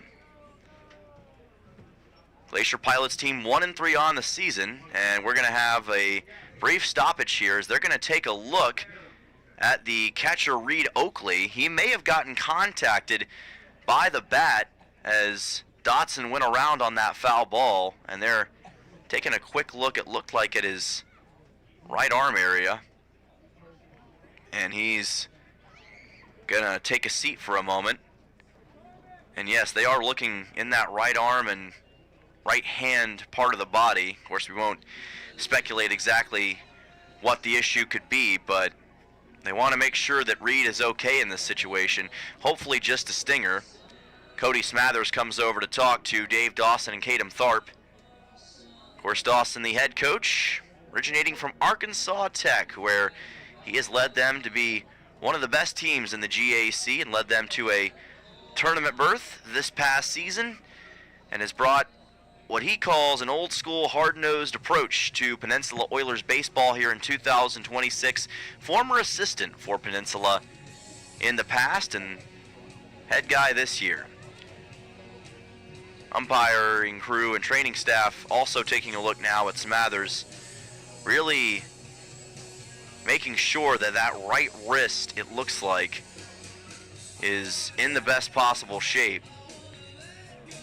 And obviously you want to make sure that the athletes are feeling their best in positions like this. And Reed Oakley, so far in this game for Peninsula, has done a really good job behind the dish.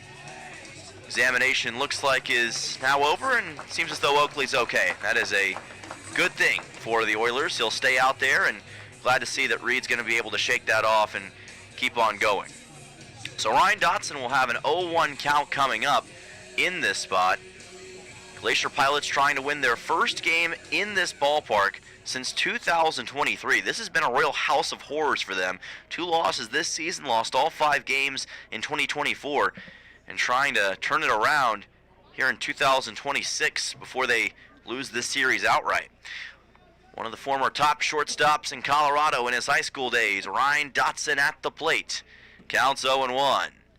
And here is a line shot down into shallow left field for a base hit. Strong will stop at second, and it will be a single for Ryan Dotson. 2 men aboard for Anchorage. So all of a sudden, the Pilots set up in a really good spot after that Ryan Dotson single right into the 5-6 hole between Graw and Jack Holubowski. It'll bring on Davis Weeks, the Michigan State Spartan. Weeks, so far in this game, has reached once on an E3.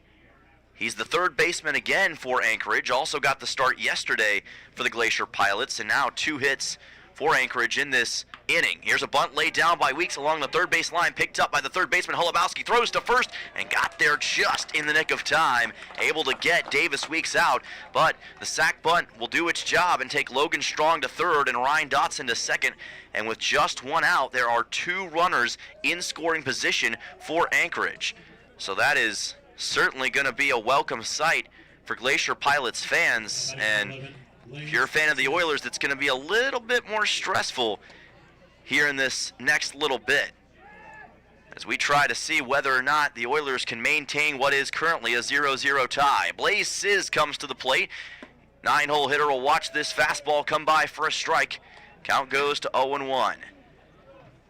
0-1 with 1 out. Cody Smathers trying to keep up what's been a fantastic first appearance for Peninsula so far. 0-1 pitch to Sizz. Fastball chopped to the left side, picked up by Graw, the shortstop. Throw the third in time, and that will get Ryan Dotson out. But the run does come in from third, Logan Strong. So the Glacier Pilots now on top by a score of 1-0 here in the top half of the 5th inning. Blaze Sizz will be safe at first base on a fielder's choice. He's the lone base runner now for the Glacier Pilots. Like we said, Dotson out at third, and Logan Strong will be the man who is credited with the run for the Pilots, and Sizz with that RBI. 2 outs here in the top half of the 5th inning. Vaughn Coleman to the plate as we go back to the top of the order for Anchorage. How did Dotson get on base?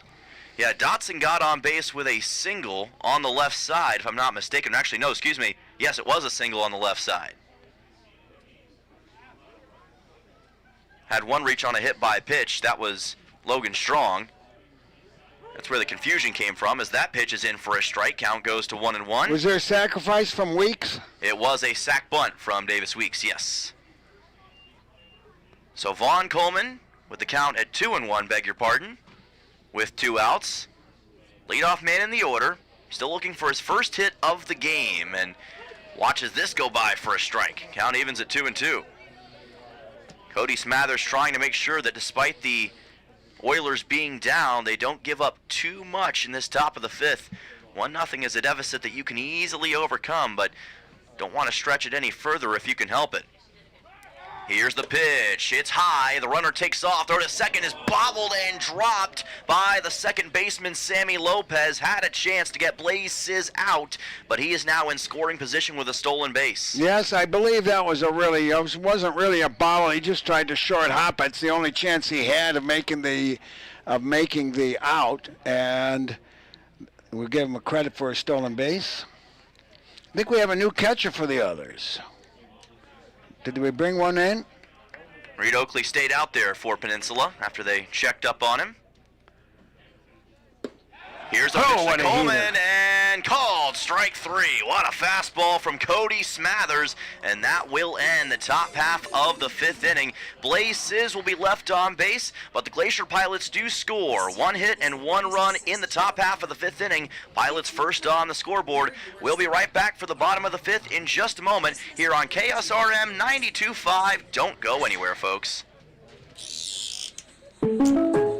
Let's talk about something that's not always top of mind, but still really important, life insurance.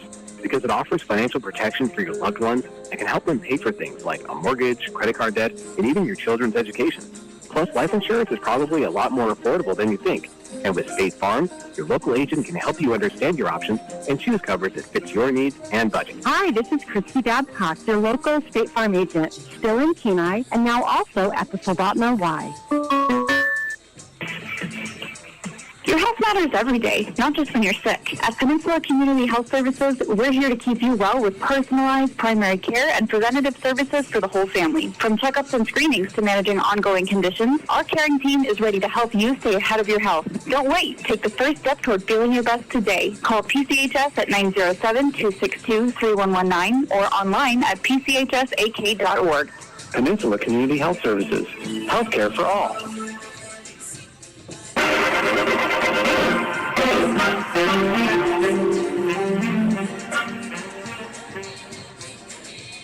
Welcome back here to Kenai, Alaska for Peninsula Oilers baseball on KSRM 92.5.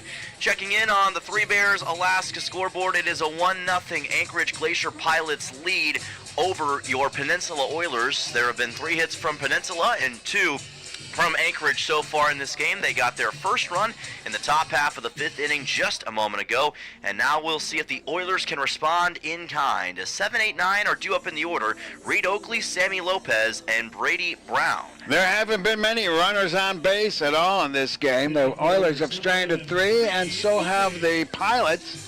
And the Oilers have gotten a runner as far as third, but could not come up yet with the clutch hit. And it's a lot like what we saw in yesterday's game in the middle point. Oilers had a lot of chances to take the lead against the Glacier Pilots, but ended up stranding a lot of guys on base, hoping to avoid that right here. Reef Sherman against Reed Oakley to start off this bottom of the 5th, and this will be a pitch that just catches the outside corner for strike 1. We were talking about catchers. They get so many dings and dots and owies, and they play right through them. That they do. Reed Oakley obviously got checked up on in the top half of the 5th, but stayed in the game and looks no worse for wear right now. Here's a ground ball up the middle. He might have a hit as well. He does. Reed Oakley will get a leadoff single for the Oilers on a ground ball right up the middle. I think that was a bad handle grounder. But he's strong, and we've got, again, a leadoff runner on base. Well, we've seen the offense tick up a little bit for both sides as of late. We saw what the Pilots did in the top of the 5th, and now the Oilers responding with what Reed Oakley just accomplished here in this bottom half of the 5th inning. It'll send on Sammy Lopez for Peninsula, number 8 man in the order, working as the second baseman today for Peninsula, looking for his first hit as that pitch is going to be low and got away from Braden Horn, but fortunate for him, he kept it within reasonable distance so that Reed Oakley didn't take off for second. Count will be at 1-0. 1-0. But that was a little bit too close for comfort for the Glacier Pilots. And again for Peninsula, they've got the tying run at first base in this situation. Lefty versus lefty right here between Lopez and Sharman. Count will be at 1-0. And they'll try a pickoff back to first. Oakley just makes it back in time. You've heard the term catcher speed. I think another player might have taken off with that ball that got away from the catcher for the Pilots, but don't think it's because they're big and slow. Think of them being tired and they have to throw every pitch right back. They're crouching down. They take the dings and the foul tips, and yeah, what a great thing a catcher is for a baseball team. Oh, he's a fantastic thing always. Lopez is going to lay down a bunt along the right side, and the pitcher is going to tag out Sammy Lopez on the base path. Good work by Reef Sharman to get over there, but the sac bunt does advance Reed Oakley to second base, one away. Give Sharman credit because his mo goes to the third base side, and yet he fielded that bunt. Again, we were talking about bunt to the first base side with a left-hander pitching, and that was a really good play by Sharman. Certainly was, and the pitcher showed his speed that time as he was able to gallop over to Sammy Lopez, who's a speedy guy in his own right. 9-hole hitter Brady Brown to the plate for Peninsula, sophomore out of South Dakota State and Blair, Nebraska. Tying run in scoring position for the Oilers as this pitch misses high and outside. Count will be at 1-0. This Oilers team has been oh so dominant at home in the past. 16-5 2 years ago in their last ABL season, and 2-0 so far in 2026, trying to get win number 3 tonight. I'm glad you reminded me about that. That's true. They were hot at home. They certainly were, and it's because of this home field advantage that the Oilers have had such great success in recent years. Number 3 seed in the ABL standings in 2024, and I think they feel as though, and I'm sure a lot of locals would agree, if they are to get home field advantage in a hypothetical ABL playoff, they're going to be a very tough team to deal with. 1-1 pitch coming up from Brady Brown, keeping a close eye at Oakley at second base. This pitch is high for ball 2. Quite a duel going on right now. This is going to be the kind of game where it's not a slugfest. You're going to have to squeeze runs like a flat tube of toothpaste. I love that analogy, and yeah, it's going to be runs at a premium right now for both teams, and you got to take advantage of your opportunities. Showing a bunt momentarily was Brown. That pitch went below him. Count will be at 2-1. Watch him swing away now. We'll see what the third baseman thought about that fake bunt. He's getting signals from the third base coach. That he is. Count will actually be at 3-1. Check it there. 3-1 pitch coming up. Still just one out. What can Brady Brown do right here? 3-1 pitch, and this... Oh, whoa! I thought it might have been catcher's interference. If you heard from the crowd, Mike, it sounded a little soft, but I guess he tipped it into the glove. So. Yeah, it was very close, but it was a foul ball, just barely from Brown. And I don't blame you for thinking that could have been catcher's interference at first, but instead we've got a payoff pitch coming up with one out for Brady Brown. Looking for a big hit right here, would be his first of the game. And here's a throw back to second, and the ball gets away from the second baseman, Ryan Dotson. And again, Oakley stays at second base, not wanting to risk being thrown out in that situation, but that was almost a disaster for the Pilots. Yeah, the throw was in the dirt, and it bounced off of Dotson towards right field, but never cleared the dirt, the infield dirt. All right, payoff pitch with one out to Brady Brown. Big lead off for Oakley, and called strike 3. And Brady Brown not going to put up a lot of resistance on that one. He seemed to know that that was the right call, and that is 2 down for the Oilers here in the bottom of the 5th. I think that's strikeout number 6 for Sharman. Smathers has 8. It is such a pitcher's duel. No kidding, 14 combined strikeouts between these two pitchers so far. Brings us back to the top of the order to Mark Nellis. Man out of Toronto, Ontario, Canada. Leadoff man in the order delivers a ground ball foul towards the Oilers dugout. Count goes to 0-1. He's 1 for 2. He singled with an infield variety, but was thrown out in the first inning and then struck out in the third. Batting .330 entering this game, one of the top batters on this Oilers squad, made a big impact in game number 1, and yesterday had 2 hits with 2 RBIs as well for Peninsula.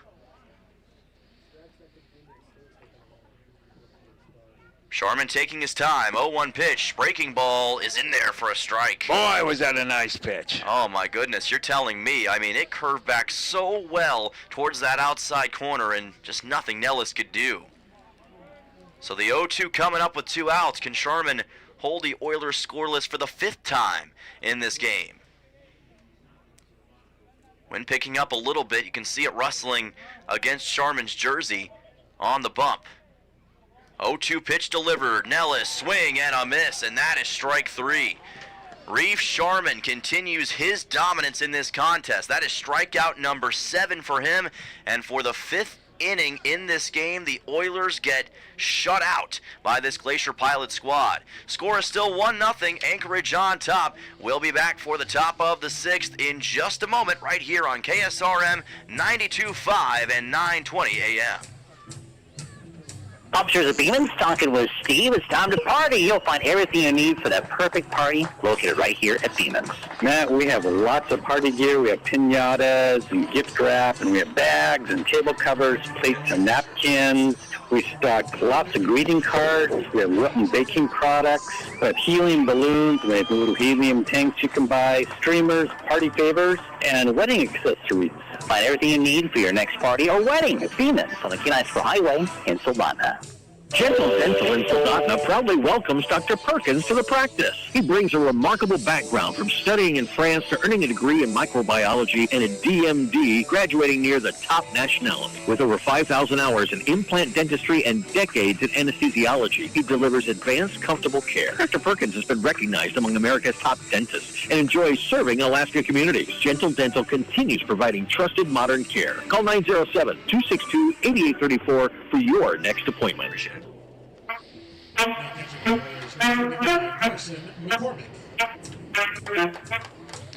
Welcome back here to KSRM 92.5 for Peninsula Oilers baseball. We've got a new pitcher on the mound for the Oilers, but before that, Bob will go over the day so far for Peninsula Oilers, Cody Smathers. I got him down for 5 complete innings, gave up 1 run. It was earned.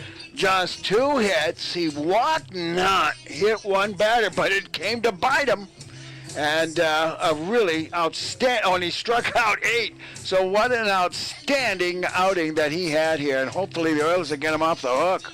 Yeah, certainly an outstanding first outing for Smathers. New pitcher on the mound is Trenton Onimus for the Oilers, local guy right here in the last frontier, getting his chance out of Feather River College. This is his first appearance of the Oilers season. Also a new catcher for Peninsula. We were talking about Reed Oakley maybe having some troubles earlier. Carson McCormick now behind the dish as Cooper Kunis comes to the plate. So Onimus will get his shot to try to keep the Glacier Pilots within 1 run here in this top half of the 6th inning. His first pitch is upstairs for ball number 1. Tried to heat up the fastball just a little bit high. And of course the spotlight on Onimus right now. Getting his number called. Will deliver a looking strike here. That was a good adjustment. Count goes to 1-1, and there was a big ovation for Onimus when he came out onto the field. Obviously, a lot of fans around here recognize this guy. He's from just down the road in Soldotna, one of the best local pitchers in the state of Alaska right now. 1-1 pitch. Here is a ball fouled along the left side by Kunis. Made a little bit of contact, didn't fully go around on the swing, and the count moves to 1 ball and 2 strikes. Kunis 1 for 2. He grounded to short and has one of the 2 hits for the Pilots, and they lead 1-0. Helped lead the Soldotna Stars during his prep days. Took them to an NLC title in his high school career and delivers a called strike 3 here against Kunis for his first strikeout as a Peninsula Oiler. What a fastball against Kunis, the number 2 man in the order. That's not an easy guy to strike out, and he got it done. Antonio Gianni will come to the plate. This is where the test is really going to begin, though, for Animas. Gianni with a .337 average entering this game. Doesn't have a hit yet today. Has a strikeout and delivered a sacrifice earlier back in the 4th inning.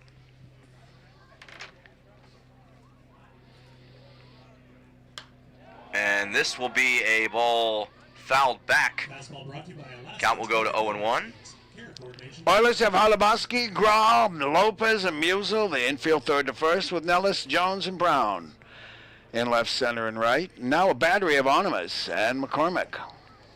Gianni with a 1-hit, 2-run performance yesterday for the Anchorage Glacier Pilots. Faces an 0-1 count here against the local pitcher from Soldotna. Let's see what the righty goes with. Pitches to the inside this time. Count will leave it at 1-1. Crucial inning here for the Oilers, trying to make sure that this remains a 1-0 game. They've got plenty of time to do some damage in the 6th, 7th, and 8th, and maybe even 9th innings if need be. You just don't want this lead to swell anymore. 1-1 pitch by Onimus is high and upstairs, ball 2. Delivered it a little bit to the outside, well above the head of Gianni, who recognized that. Jake Dahl currently on deck, along with Braden Horn, in the 4 and 5 spots. Just past 8 o'clock local time here in Alaska. 2-1 pitch, and here's a high drive fouled towards the left side. Count goes to 2-2. That was a pretty significant shot from Gianni, just didn't have the direction on it to keep it in fair territory. Well, it might have been an off-speed pitch, and he got in front of it. Knock on wood, because we've said all night that this is home run weather. Certainly has that feeling. Oilers just hoping that it's them and not the Pilots who get the first home run this season in Kenai. 2-2 pitch coming up to Gianni. Breaking ball just outside, and we're going to have the count run full. Payoff pitch with 1 out coming up for the number 3 man in the order.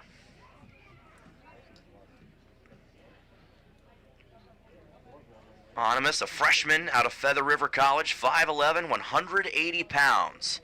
Trying to make the local fans here in Kenai proud. A lot of them watched him grow up in his high school days, now trying to play grown man baseball here in Kenai. This ball popped up on the right side into foul ground. Musial giving chase, as is the catcher. McCormick cannot make the play. Almost slid right into the Oilers' dugout, and the count stays full at 3-2. Well, McCormick was hesitant. He was very close to the fence, but there's a warning track there for a reason. And the first baseman, Musial, also converged on it. And it didn't have enough hang time. Yeah, it was going to be a tough play no matter what for McCormick along that right side. Tried to make the catch, but it was warily close to that Oilers dugout, so couldn't do much with it. 3-2 coming up. What does Onimus serve up Antonio Gianni right here? Payoff pitch on the way. Swing and a miss. What a fastball from Onimus. Out number 2 here in the top of the 6th. Well, a big K to the first 2 batters. And now Jake Dahl coming to the plate. He's struck out twice. He has, which could be very opportunistic for Trenton Onimus in this situation. But he's going to be facing off against a lefty batter here in Dahl. Was able to handle Cooper Kunis pretty well, but we'll see what Dahl has in store. One of the top batters on this Glacier Pilot squad, who can certainly change the dynamic of a game with one swing. Delivers a ground ball here, foul to the right side. Dahl had a 3-hit performance on Wednesday night here, Bob. I'm looking at a pitcher getting up off the bench in the bullpen for the Pilots. That could be something to keep an eye on. We do know that Sharman's getting up there in pitch count at this point. 0-1 pitch from Onimus is low, and that will be ball number 1. Got past Carson McCormick, but nobody on base, so no harm, no foul. Peninsula trying to come from behind again, as they did yesterday. Wouldn't be quite as dramatic as what we saw last night. They were down 4-0 after the first 2.5 innings. Ended up coming back to win with 8 unanswered runs. Now trying to overcome a 1-0 deficit here and hold the Pilots at bay. 1-1 pitch coming up to Dahl. Here is a drive into left center field towards the gap, racing after it, and unable to make the catch is Garrison Jones. Coming around to second base and getting there standing up is Jake Dahl. He's got a 2-out double here in the top of the 6th. Jones gave it the best he could. He was on his horse, moving to left field immediately. But that ball had double written on it as soon as it left the bat. Yeah, went right to that gap in left center field. And like you said, Jones gave pretty good chase as he went after the baseball, but there was just no way he was going to be able to get to it in time. Number 15 is warming up for the Pilots in the bullpen. So we'll keep an eye on that developing situation. That could be something to watch in that bottom half of the 6th inning coming up in just a little bit. That would be a hit by pitch here on Braden Horn, it looks like. Yes, so Horn will make his way over to first base. That's one that Onimus kind of just lost the grip on. Got Horn, and runners at first and second for the Glacier Pilots. Well, he's in a jam now with runners on first and second, 2 outs. And that's going to bring up Logan Strong, who's scored the only run of the game so far when he was hit by a pitch in the last inning. Yeah, Logan Strong able to come home after an RBI was delivered. And now trying to maybe bring in a run right here of his own. Still 2 outs in this situation, but runners at first and second. And this is going to be a true test for Trenton Onimus, his first big one as a member of the Peninsula Oilers. What does the local man have in store? He's going to deliver a fastball, and it's going to be right on the money for a strike. Looking strike on Strong, counted 0-1. Logan Strong yesterday for for Anchorage, had 1 RBI with 2 hits, worked as the catcher in the game. Facing an 0-1 here with 2 outs to Onimus. Tries another fastball. This one is popped up. Lopez is underneath it in shallow right field and makes the catch for out number 3. I was afraid he was going to be called off again, but this time he faded back and took control of that situation, and I can breathe a little easier now on his behalf. I'm sure that he can too. So the Glacier Pilots leave a couple men stranded on base, and the Peninsula Oilers keep it at a 1-0 Anchorage lead. We'll be right back for the bottom of the 6th in just a moment on KSRM 92.5 at 9:20 a.m. Don't settle for partial care. At Central Peninsula Hospital, you get access to 3 specialty clinics: the Bone and Joint Center, Kenai Spine and Pain, and Foot and Ankle Specialists. From sprains to spine surgery, our team offers imaging, therapy, and surgery without leaving the Kenai. No travel, no outsourcing, just complete care, close to home. Visit cpgh.org/orthopedics or call 907-714-4404. Thinking about a new place to land here on the Kenai Peninsula? At Ashton Krause Real Estate, we believe real estate should feel clear, calm, and personal from the very first conversation. Whether you're buying your first home, moving across town, or preparing to sell, we guide you through every step with local knowledge and genuine care. Ashton Krause Real Estate at Jack White Real Estate, guiding you home with care.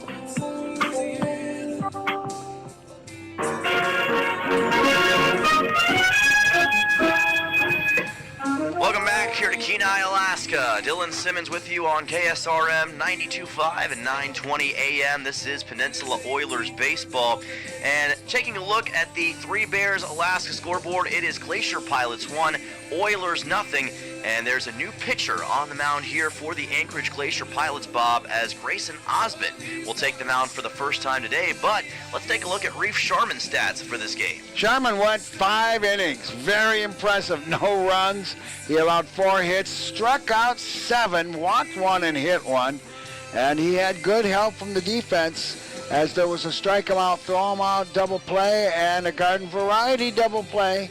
And I'm very impressed with Reef Sharman's work for the Glacier Pilots. Yeah, he did a fantastic job, but this is going to be the true test here for the Pilots, Bob, because last night in the game against the Oilers, once they started bringing in members of their bullpen, it did not go well. Oilers took advantage and scored 7 runs in 3 innings to take that victory. We'll see if it's the same sort of situation tonight.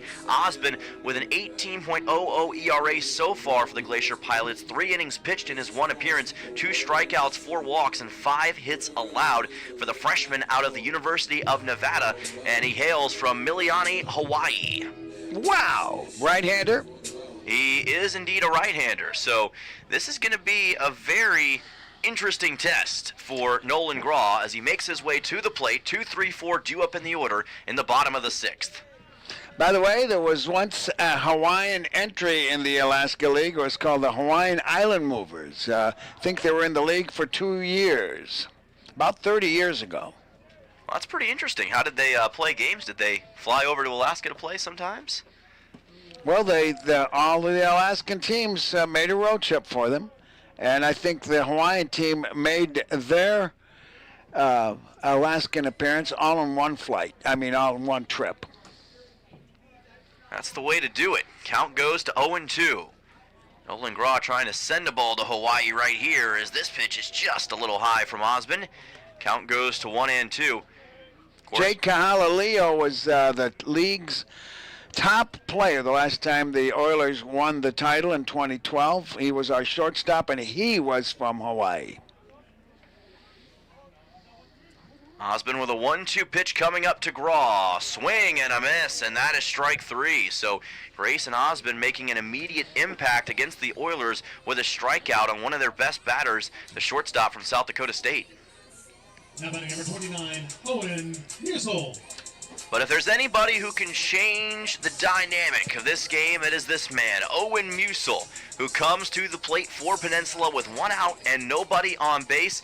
He may be the best batter, not only for the Oilers, but, and this is a bit of a hot take maybe in the eyes of some, but maybe the best batter in the ABL right now with what he's been able to accomplish. Watches this pitch go by for a strike, counts at 0-1. Batting .375 with 6 RBIs, 4 of them yesterday. And he's big. He is very good at coming up with the clutch hit in tough circumstances. Had the 3-run double last night in the bottom of the 8th, and here's a curveball from Osborne that finds the zone for a strike. That was a heck of a breaking ball that just clipped the top part of the zone. Tough for anyone to do anything with that. Musil's going to try here with the 0-2 pitch coming up.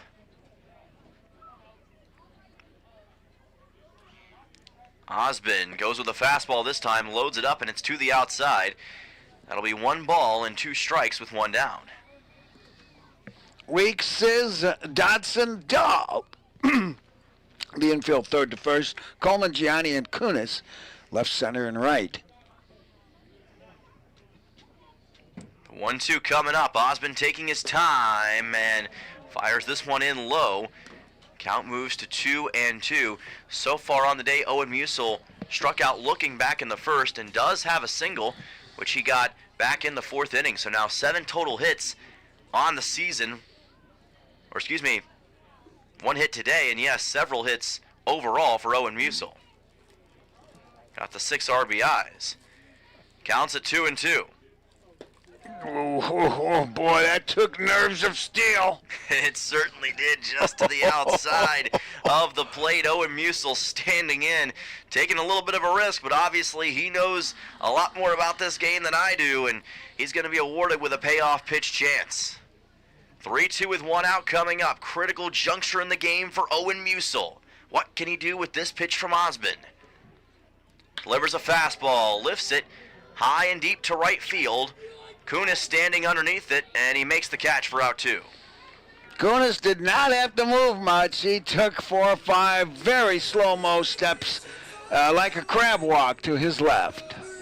Yeah, didn't have to, like you said, make a whole lot of movement out there, and that's fortunate for him because that ball probably the furthest traveled of any baseball today, but just not enough. That's the first fly out in the game for the Oilers.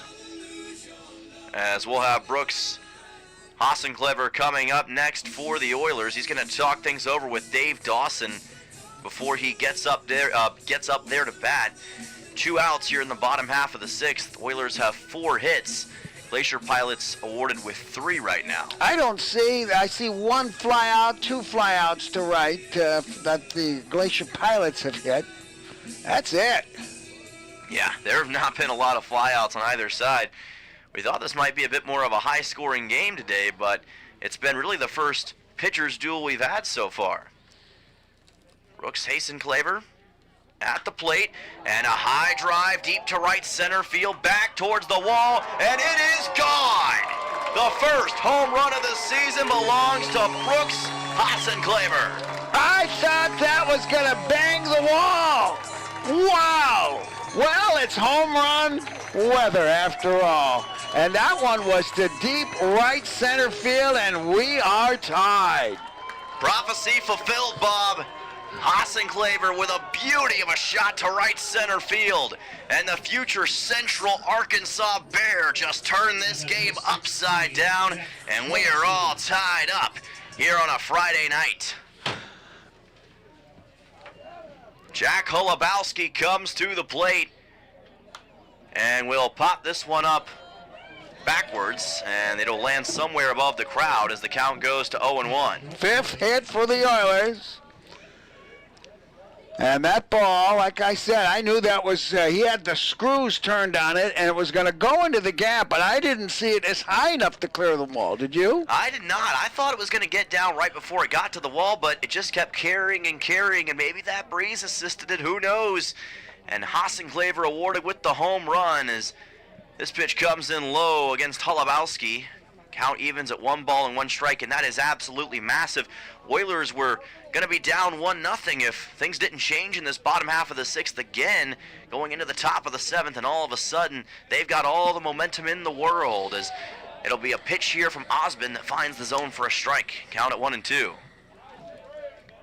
First run scored by the Oilers today, and I talked to Brooks earlier before the season started about the home run potential in the ABL, and I said it's not maybe the league where you see the most home runs overall, as this is popped up backwards again by Holubowski, but he was very adamant that he wanted to go deep at least a few times this season, and I'm happy to report, Brooks, that you just did it. First home run for the Oilers in 2026. Well, we're practically at sea level. That's one factor, and it's usually cold. I call this one of the coldest fields in America. You would think going 500 miles north to Fairbanks, for those of you listening on the internet, no. In Alaska, you go north in the summer to get hot.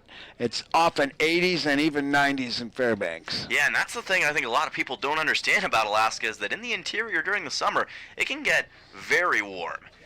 2-2 pitch coming up to Holubowski. No one on base with 2 outs, and a swing and a miss. And Grayson Osmond will end out the bottom half of the 6th inning with a strikeout. But the Oilers on the scoreboard in dramatic fashion. Brooks Hassenclever with a home run drive over the right center field wall. And it is all knotted up here as we approach the top half of the 7th. We'll be back in just a moment with more Oilers baseball on KSRM 92.5 at 9:20 a.m. This is Mark from Steam on Wheels. Wanted to talk to you about the Greer poly tanks that we are now stocking. We've got tank sizes from 1,000 gallons, 1,250, 1,500 gallons. What sets them apart from the competition is that they have up to a 10-foot bury depth. Sometimes you need a tank that can withstand more than 4 feet, and these are where these poly tanks really shine. We do have tanks in stock. As a customer, you can come by and pick them up, a contractor as well. Please give us a call at Steam on Wheels, 907-262-3240. Dan's Automotive has the best customers in the world. What about Asia? We love Asia. We work on Toyotas, Hondas, Nissans, Hyundais, and Kias. What about Amsterdam? Do they even make cars? Look, no matter what side of the car the steering wheel's on, we got you covered. Dan's Automotive, serving the best customers in Alaska. Call 907-420-0416.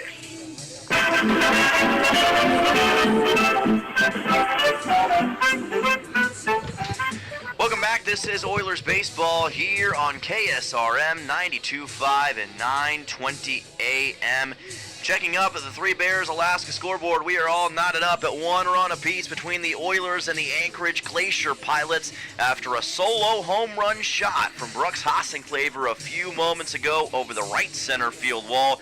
And we've got a very fun game going into this top of the 7th, Bob. Well, that bumper music was Benny Goodman's Goody Goody. That was a good choice, I think. So, but we got to go right back to work with batters 7, 8, and 9 here in the top of the 7th. Yep, that's right. Ryan Dotson, Davis Weeks, and Blaze Sizz, 7, 8, 9 due up. Trenton Onimus still on the mound for Peninsula.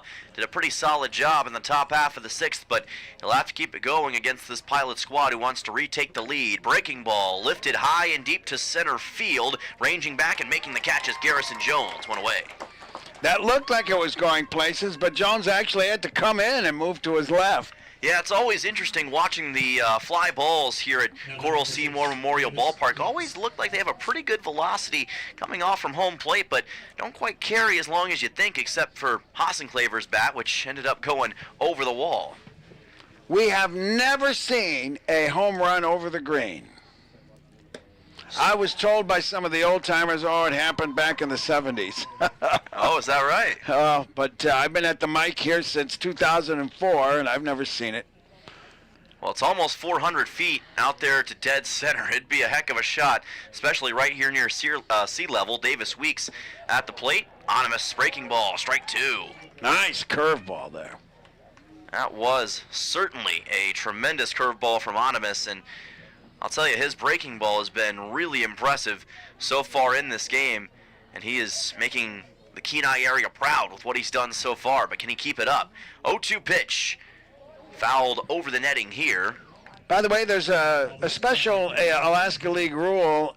You do not count local players in your 24-man roster. That is correct, Yeah. Yes.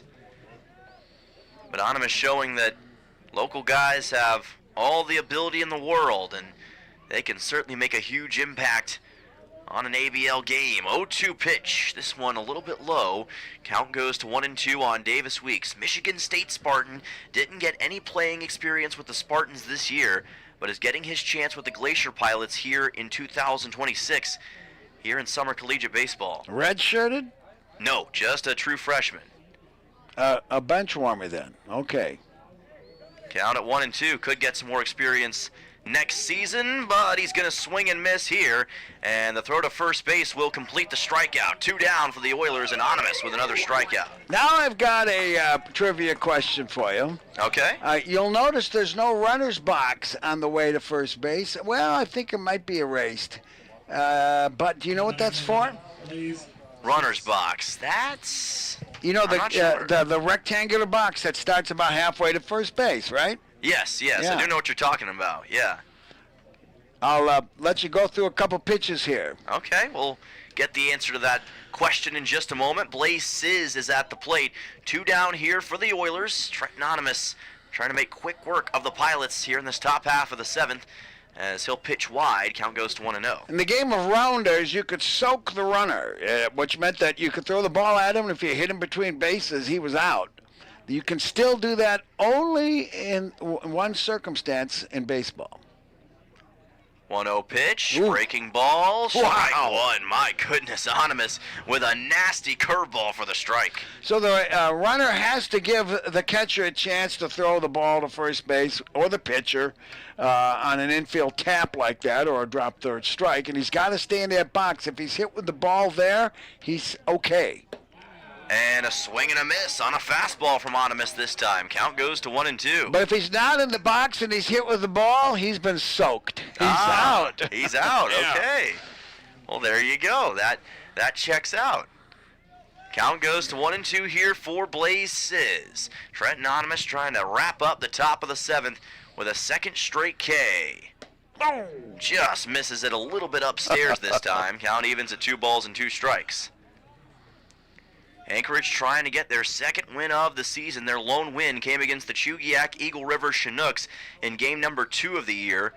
Lost another one to them in their first game of the season, 18-3. Oh! 2 balls and 2 strikes. Onimus. This is just outside, and we'll have a payoff pitch coming up.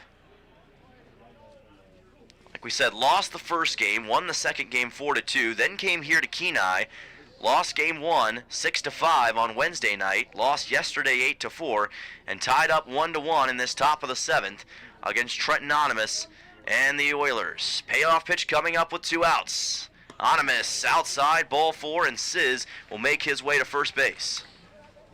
That's the first walk given up by Oiler pitching in this game. Yeah, it's been a rarity for the most part. Of course, we saw how well that Onimus, as well as the first pitcher in the game, Smathers, did for the Oilers. As Vaughn Coleman will come to the plate, and we go back to the top of the order for the Glacier Pilots. Both have hit a batter, but there's a walk, so now we're got an 077 leadoff hitter. Got to be dangerous. Coleman has showed a lot of ability in the past. Not as much with the Pilots yet this season, as this pitch comes in for a looking strike. Count goes to 0-1. That's called a Koufax batting average. That's about what Sandy's was. I like that. That's another fun term. That's one I'm going to have to use sometime. Anything under 100. Anything under 100. Here's a ground ball delivered to Nolan Graw. The shortstop will throw on to first on the hop. Wow. They got it there in time for the 6-3. Impressive play from Nolan Graw, and that will put an end to the top half of the 7th. 1 runner aboard for the Glacier Pilots and Blaze Sizz, but that's all. No runs, no hits, no errors, and the score remains 1-1. Stretch time here in Kenai. Back in just a moment for the bottom of the 7th on KSRM 920 AM and 92.5 FM. Fall is just around the corner. Are you ready for your next chapter? At Kenai Peninsula College, we're ready for you. Registration for the fall semester is now open, offering the classes you need close to home. And big news, our residence hall is now open. You can once again experience full campus with lifelong friends and live where you learn. Or take your class, APC, or any UA campus. Don't wait. Secure your classes in your room today at kpc.ala. Find your place at KPC. Looking for the toughest trailers and equipment on Kenai? Head to White Spruce Trailer Sales on J Beach Road, your local dealer for TYM tractors. That's right, they have TYM tractors and implements. Anything from TYM pallet forks, box blades, snow removal, and more. Built to work as hard as you do. From sales to service, we've got the parts you need to keep your equipment running strong all year long. Speaking of service, White Spruce offers a full-service shop with special discounts for commercial companies because supporting local businesses matter. Take me out to the ball game. Take me out to the crowd. Welcome back here to Kenai, Alaska. Dylan Simmons, Bob Bird with you for the bottom half of the 7th inning between your Peninsula Oilers and the Anchorage Glacier Pilots, all knotted up at 1 run apiece.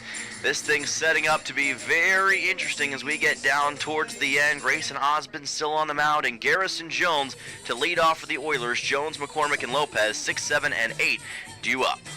Three Bears Alaska scoreboard. The Pilots 1 run, just 3 hits, no errors, and they have stranded 6.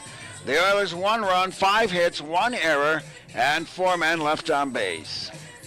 So big chance coming up here for Garrison Jones to lead off this bottom half of the 7th inning as the Oilers want to find their way to the lead. This part of the order brought to you by State Farm agent Christy Babcock. Start the next inning in your life with the top insurance team. Here's a bunt laid down. Throw to first is in time to get Jones. Tried to get him off guard early, but Jake Dahl, the first baseman, able to make the catch, and a nice job to get Garrison Jones out, 1 away. It was not the best placed bunt. It died. I think if I went a little farther, it might have been better. But I want to credit Dahl. He's shaking dirt out of his glove right now, and he dug that one out because it could have gone into right field. It certainly had that look to it on that throw, but Dahl did a good job to keep it in front of him and make the play. Carson McCormick now to the plate as this pitch from Osmond is going to be in for a strike. Count goes to 0-1. Carson McCormick, man out of Allen Community College. trying to get his first hit of the game, and he might have a chance here. Pops this one up, and it'll be immediately caught by Ryan Dotson, the second baseman. That is 2 down just like that for the Oilers. P4 on the play. And, of course, McCormick in for Oakley, who got a dinger on his wrist. Yeah, we'll hope that Reed Oakley is okay after getting a little bit banged up earlier on in this contest. Sammy Lopez is now to the plate, number 8 man in the order. Lopez trying to get a hit here, fouls this one off on the left side towards the Glacier Pilot dugout.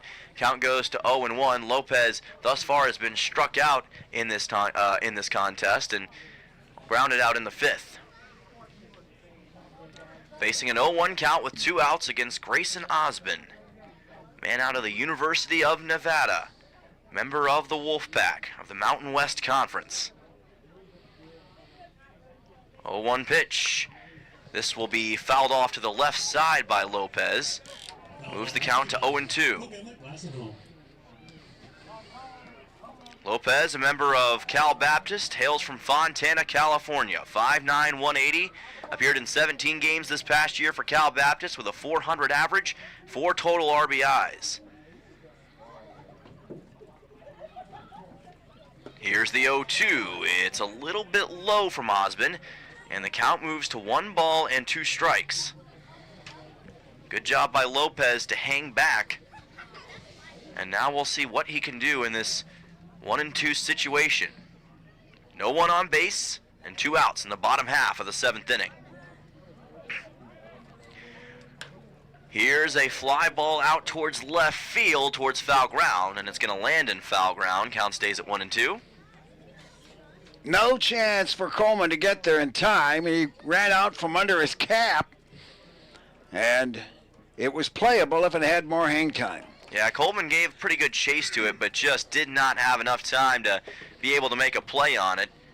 So Lopez will get an extra chance here. 1-2 coming up. Trying to see if he can spring the Oilers offense a little bit more here. 1-2 pitch. This is just to the outside. Good job by Lopez. Not swing at that. Count evens at 2-2. You'll notice how Horn held that there and framing it for the umpire. And that is a very intentional thing that the catchers do. Try to influence a strikeout call. 2-2 pitch. Another foul ball lifted to the left side by Lopez. So we'll have another 2 balls and 2 strikes situation coming up, and Lopez doing a really good job against Grayson Osbin of just hanging in there, giving himself extra chances, trying to see if he can catch him for a hit. Another 2-2 coming up. Osbin delivers a fastball, and it's a swing and a miss for Lopez, and that is strike number 3. So the Oilers get 1-2-3 in the bottom half of the 7th. No runs, no hits, no errors, and no one left on base.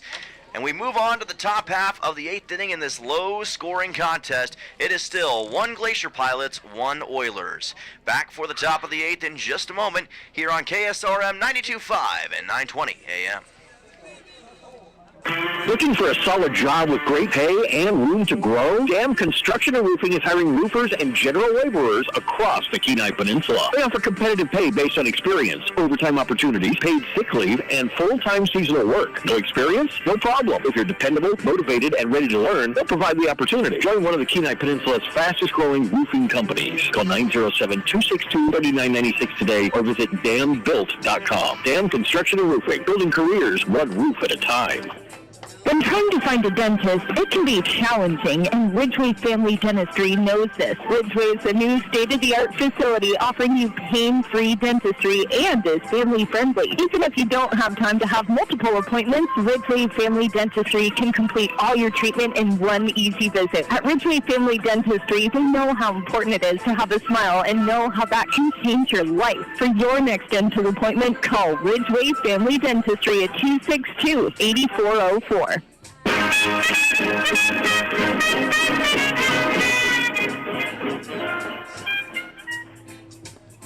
Welcome back here. This is Oilers baseball, live from Kenai, Alaska on KSRM tonight. Taking a look at the Three Bears Alaska scoreboard. It is all knotted up at 1 run apiece. 5 hits for the Oilers, 3 for the Anchorage Glacier Pilots, 1 error for Peninsula, none for Anchorage so far. And as we move to the late stages of the game, we've got a new pitcher on the mound, Jake Tarnas. And let's take a look at what Trenton Onimus's stat line was for tonight. He went 2 innings, gave up no runs, 1 hit, struck out 3, walked 1, and hit 1. Tarnish, a freshman out of Metropolitan Community College and Lansing, Kansas, played travel ball with Engaged Athletics before becoming a member of Metropolitan CC. Also played first base at that time. This is his first time playing in a summer collegiate league, and his first pitch as an Oiler is low on Cooper Kunis, 2, 3, and 4, due up in the order for Anchorage.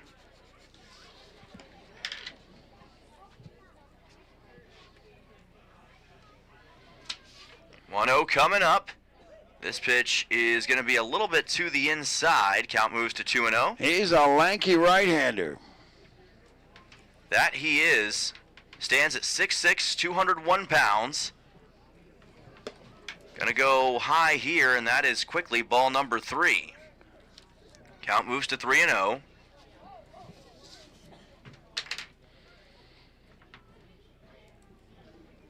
Whoa. And that is high for ball number 4, so a leadoff walk issued to Cooper Kunis and a runner aboard for the Anchorage Glacier Pilots. That is not what Jake wanted to do to start this thing off in the top of the 8th. Well, how tall is Thamish anyway?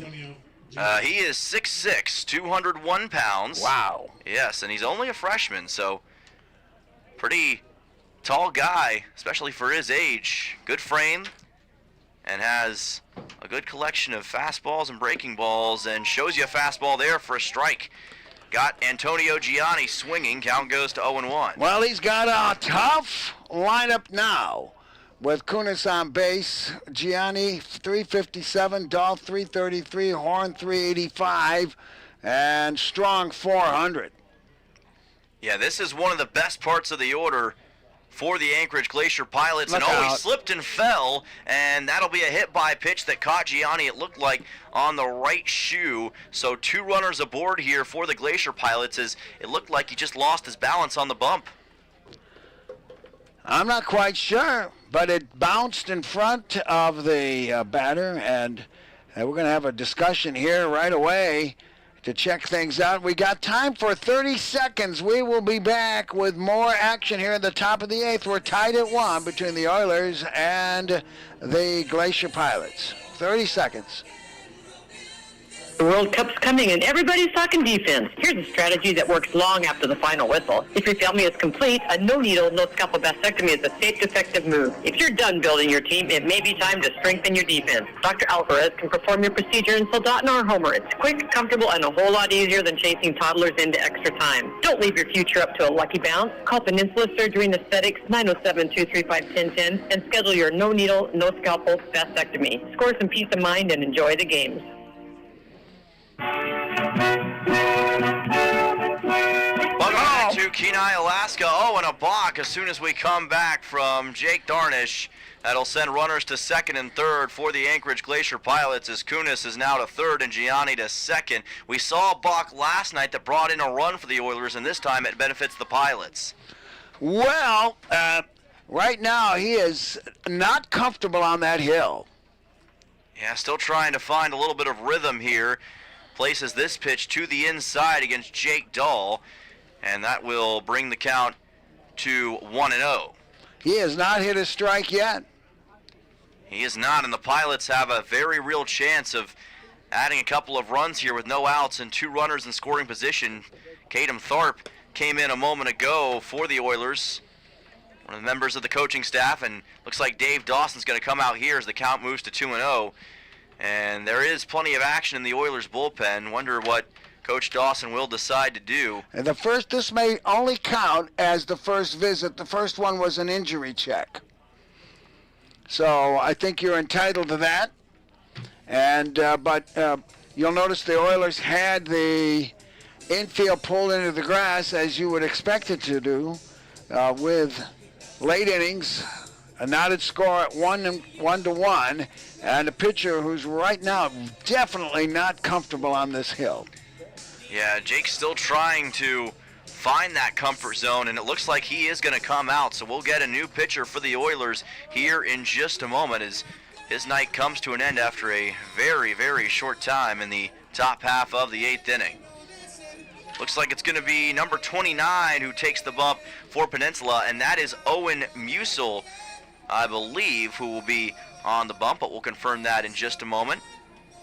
Well, that'll be interesting. He's been playing first base, and we're going to have some other changes going on here. Maybe with a 6'9" Thamish, he's going to take first base.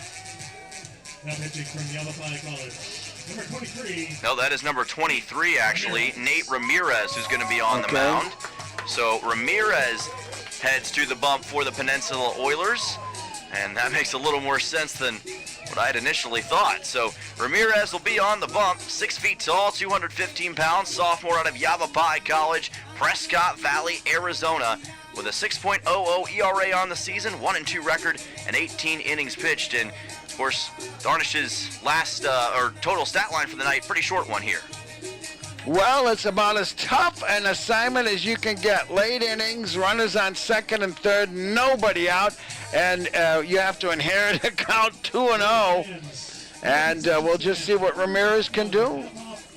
That we certainly will, and we'll take a quick 30-second timeout as we give him time to warm up. We'll be right back to Coral Seymour Memorial right here on KSRF.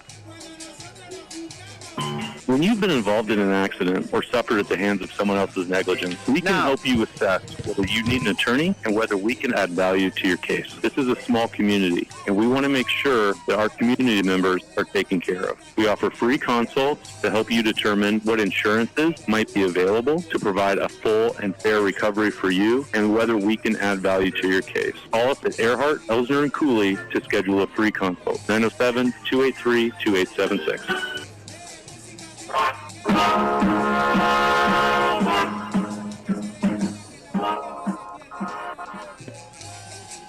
Welcome back here to Oilers Baseball. Dylan Simmons with you on KSRM, joined alongside Bob Bird, and we've got an interesting top half of the 8th inning as Nate Ramirez is on the mound for the Oilers with Antonio Gianni at second base and Cooper Kunis at third. Jake Dahl is at the plate, no outs and a 2-0 count for one of the best batters for the Anchorage Glacier Pilots.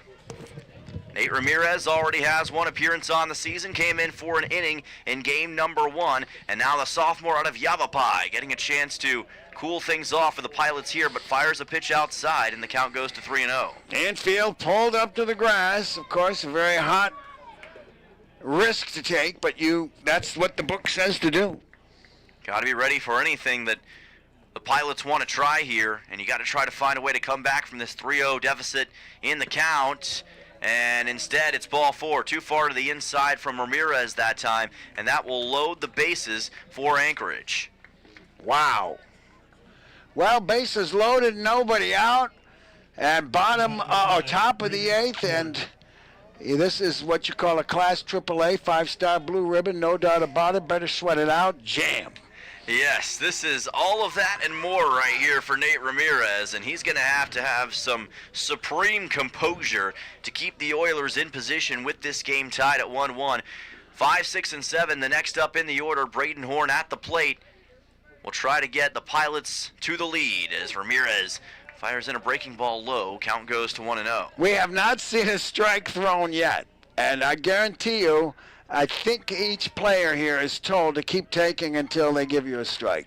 Horn has struck out twice in this game, so he has been a victim of strikeouts before in this contest. Ramirez hoping to use that to his advantage, and he does deliver a strike here. Painted that outside corner for strike 1. Count goes to 1-1 on Horn, and that will certainly be a welcome sight for Oilers fans and Ramirez himself. Again, pitched 1 inning on Wednesday and helped the Oilers to their eventual 6-5 win as they held on against the Pilots. And a swing and a miss here for Horn. Count goes to 1-2. He saw a 5-run homer there, I think. Yeah, they were only up by 1 run in that contest before they eventually ended up winning, and Ramirez was a big part of keeping that game close. as he got them out of a bases-loaded jam late in that contest with a clutch strikeout. Check swing, and let's see, called a ball. First base umpire took a second to make that call, but it will be a 2-2 coming up. I thought I heard a tip on the bat, but I guess not. So a 2-ball, 2-strike situation, and still no outs here, Bob. So Ramirez in very deep water in this bases-loaded situation, trying to get some relief against Horn. 2-2 pitch. And here is a drive down towards left center field. It's going to get down for a base hit. 1 run scores from Kunis, and it gets past Garrison Jones. Here comes Gianni. He'll score, as well as Dahl coming around, and the Pilots score 3 runs on a big-time RBI shot from Braden Horn that might give them a lead that the Oilers can't come back from. I'll count that a hit and an error as Jones overran the ball going to left field. It went past him, and it was definitely playable. He had the ball in front of him, and he overran it, and that clears the bags here, and it is now 4-1. So Garrison Jones overrunning that baseball allowed for 3 runs to come in for the Anchorage Glacier Pilots, and this is gonna really change the dynamic all of a sudden here in this top half of the 8th inning as Logan Strong comes to the plate. 4-1 game. That is the second error for the Oilers here tonight, as Strong tries to increase this Glacier Pilot lead. Ramirez keeping a close eye at second. This ball popped up on the right side. It is Lopez underneath it, but it's called off by the right fielder Brown, who makes the catch, and that will be a much-needed out 1. F9 on the play, and that one was done right. That was a right fielder's ball all the way. And staying at second base is Braden Horn with now 1 out. So Ryan Dotson will come to the plate for the Glacier Pilots. Number 7 man in the order. Dotson so far has flown out to center, flown that ball out to right, and also grounded out earlier on in this game, or actually got a single earlier in this game, back in the 5th inning. As that pitch is going to paint the outside corner for a looking strike from Ramirez. Count goes to 0-1. He was thrown out shortstop to third base as a run scored. Yes. That he was. Oilers now down 3 runs. This is the deepest water they've been in this season. Ramirez trying to get some relief. Gets a swing and a miss here. Count goes to 0-2. Dotson and Davis Weeks, the next 2 up for the Glacier Pilots. Braden Horn still in scoring position and with a pretty big leadoff over towards second. Here's the 0-2. Check swing. Called strike 3. So Dotson will be taken out on that strikeout for Ramirez. That's 2 down in the top half of the 8th inning. Davis Weeks comes to the plate, and we'll see if the Michigan State Spartan has a chance to get his first hit of the contest that increases the Glacier Pilots' lead. Pitch delivered by Ramirez. Finds the zone. Strike 1. Count goes to 0-1 for the sophomore from Yavapai. Also played at Bradshaw Mountain High School. Honorable mention for Grand Canyon Region Pitcher of the Year during his prep days. And places this one a little bit wide of the zone. Count goes to 1-1. Oilers trying to avoid what would be their first loss of the season, but they'll have a lot of work to do in the bottom of the 8th and potentially the bottom of the 9th. But we've seen them have incredible rallies before. They're going to need that now. 1-1 pitch. Well high, and the count goes to 2-1. High and outside against Weeks. They got 6 full outs to work with, and a 3-run deficit is not much. Well, remember, they scored 4 and 3 runs in 2 half innings last night in the 6th and 8th to eventually grab the win against these Glacier Pilots. Here is a high drive to right center field, and it gets down in front of Jones for another base hit. Coming around third is Horn, racing to home plate. Here's the throw, and it is not in time, and Horn will score, and the Glacier Pilots increase their lead to 5-1 as Davis Weeks will be awarded with an RBI single. And he takes second base on the fielder's choice. It was worth the throw, but it wasn't close at the plate. It was a very close call on that throw, but unfortunately for Garrison Jones, despite the great effort that he showed, he was unable to get it there in time, and as a result, the Pilots now on top by a score of 5-1, and we'll see if that lead balloons anymore. Blaze Sizz to the plate, delivers a ground ball fouled and chopped to the left side, counted 0-1. Glacier Pilots trying to secure their first win here since 2023. Lost all 5 games in 2024 to the Oilers. Lost twice this year so far, but tonight they have been much more ready for the Oilers' attack. As this pitch finds the outside corner for a strike. Count goes to 0-2. Opportunity is still knocking, though, for Peninsula. And they'll have chances, like we said, in that bottom of the 8th and possible bottom of the 9th, but certainly some work to do. But right now, Ramirez just trying to shut down any more scoring from this Glacier Pilots batting core, which is taken to the sky. That pitch bounces straight up in the air. Looked like it went off the plate or maybe off McCormick. It is going to be ball number 1, and it allows Weeks to go to third. You call that a wild pitch? I would say that's probably a wild pitch. So Weeks will make his way over to third on that wild pitch. And Sizz now with a 1-2 count with 2 outs. The biggest thing is you just got to make sure that doesn't happen again. Allow Weeks to get an easy run scored.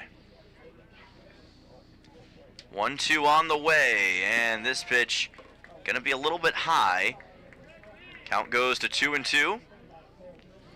Pilots scored 5 runs on Wednesday night, scored 4 runs yesterday. The biggest difference so far is that their defense has been able to keep this Oilers batting core at bay. Just the home run from Hassenclaver is the only thing that Peninsula has been able to do. 2-2 pitch coming up. Ramirez just a bit to the outside, and the count's going to run full again at 3-2. Payoff pitch coming up for Blaze Sizz. Got the first run of the game, or drove the first run of the game in on a fielder's choice earlier in the contest, way back in the top half of the 6th inning. 3-2 to Sizz. Ground ball delivered. Left side. Graw picks it up. Throws to first. And the throw took the first baseman Musil off the bag. And Davis Weeks scores. That will allow Sizz to move to second base. And the Pilots increase the lead to 6-1. That will be a hit and an error as the impossible play, deep short on his backhand. And he had to beat it first, but the throw allows him to take second. And the Pilots blowing the game open here in the top of the 8th. Blaze Sizz will be awarded with his second RBI of the contest, but advances on the air to short, and it is a 6-1 Glacier Pilot lead. Dave Dawson going to make his way out of the Oilers dugout, and it looks like we'll get another pitching change for Peninsula here, as there's a pitcher coming out of the bullpen. So tough night for Nate Ramirez after what he did on Wednesday night. Had a pretty solid showing, but just didn't quite have the same stuff here in the top half of the 8th in game number 3. So another pitching change coming up for the Oilers, and we'll take a quick break here on KSRM 92.5 FM and 920 AM to find out who the new pitcher is when we come back.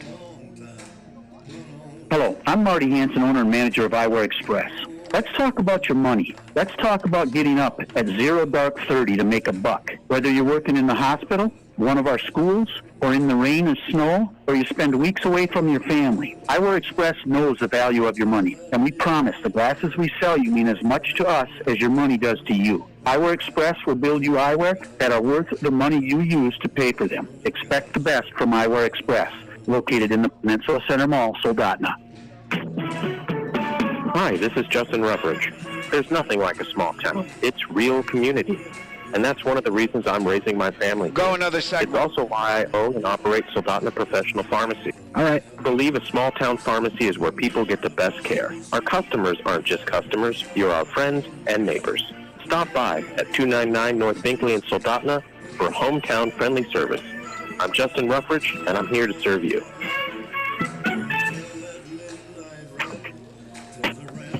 Managing the Oilers. Look looking for fun for the whole family that they will head over to Jumpin' Junction on K Beach Road, the Peninsula Entertainment Center for all ages. Play in the arcade, dive into the active VR game room, glow it up with blacklight mini golf, bounce on inflatable fun, and grab a snack at the snack bar. Birthdays, work parties, and so much more. You can book them now at Jumpin' Junction on K Beach Road. Jumpin' Junction, where there's fun for the whole family.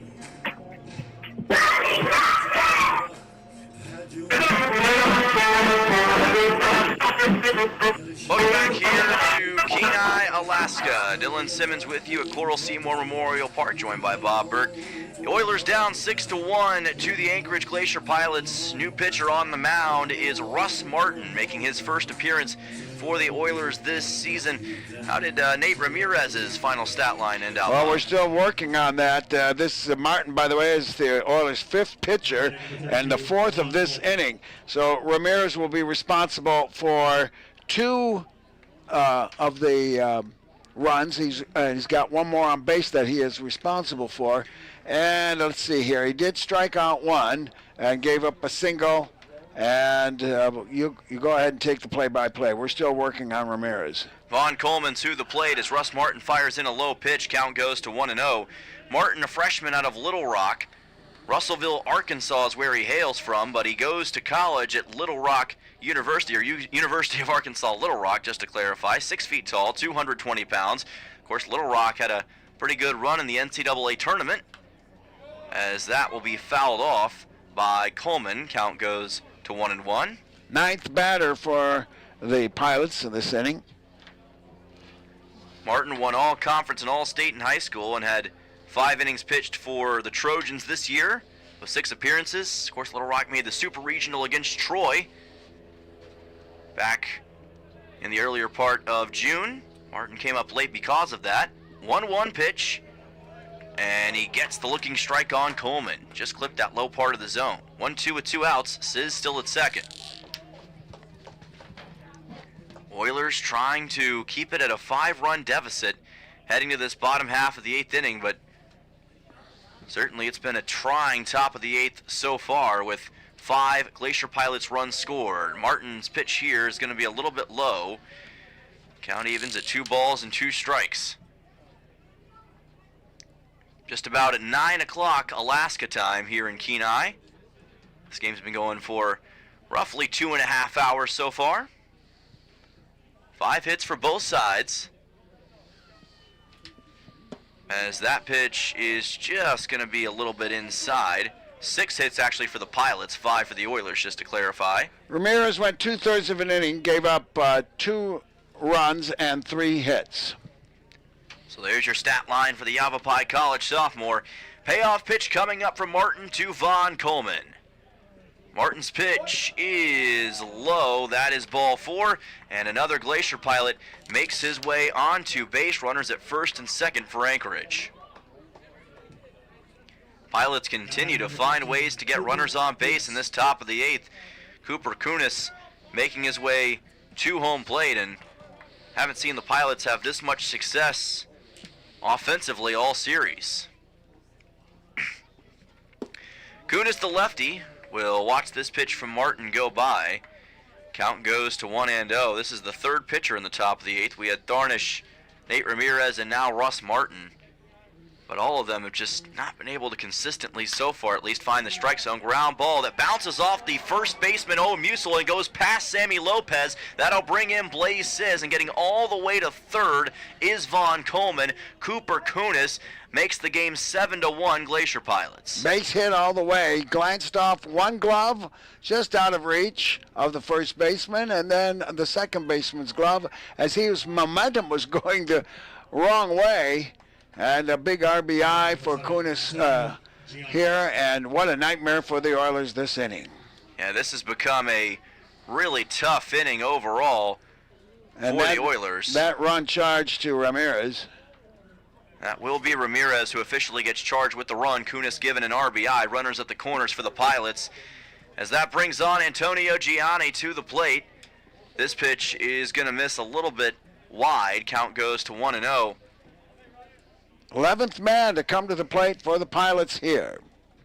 Yeah, this has been a dream inning for Anchorage so far. They've just consistently been able to get guys on base, whether it be with a walk, hit, or otherwise, as this pitch comes in a little bit low. And sometimes in these situations, feels like nothing's going right for you, and you just got the bad luck end of the deal. Count goes to 2-0. Oilers just trying to find a way out of it, give themselves a fresh start in the bottom of the 8th, and maybe a chance to take a bite out of this 7-1 lead. Here's a chopper fouled to the left side, and it rolls towards the Glacier Pilots dugout. Count goes to 2-1. But Anchorage was all tied up with Peninsula, 1-1, entering this 8th inning. 6 runs so far in the top of the 8th. Best inning that the Pilots have had all season, bar none so far.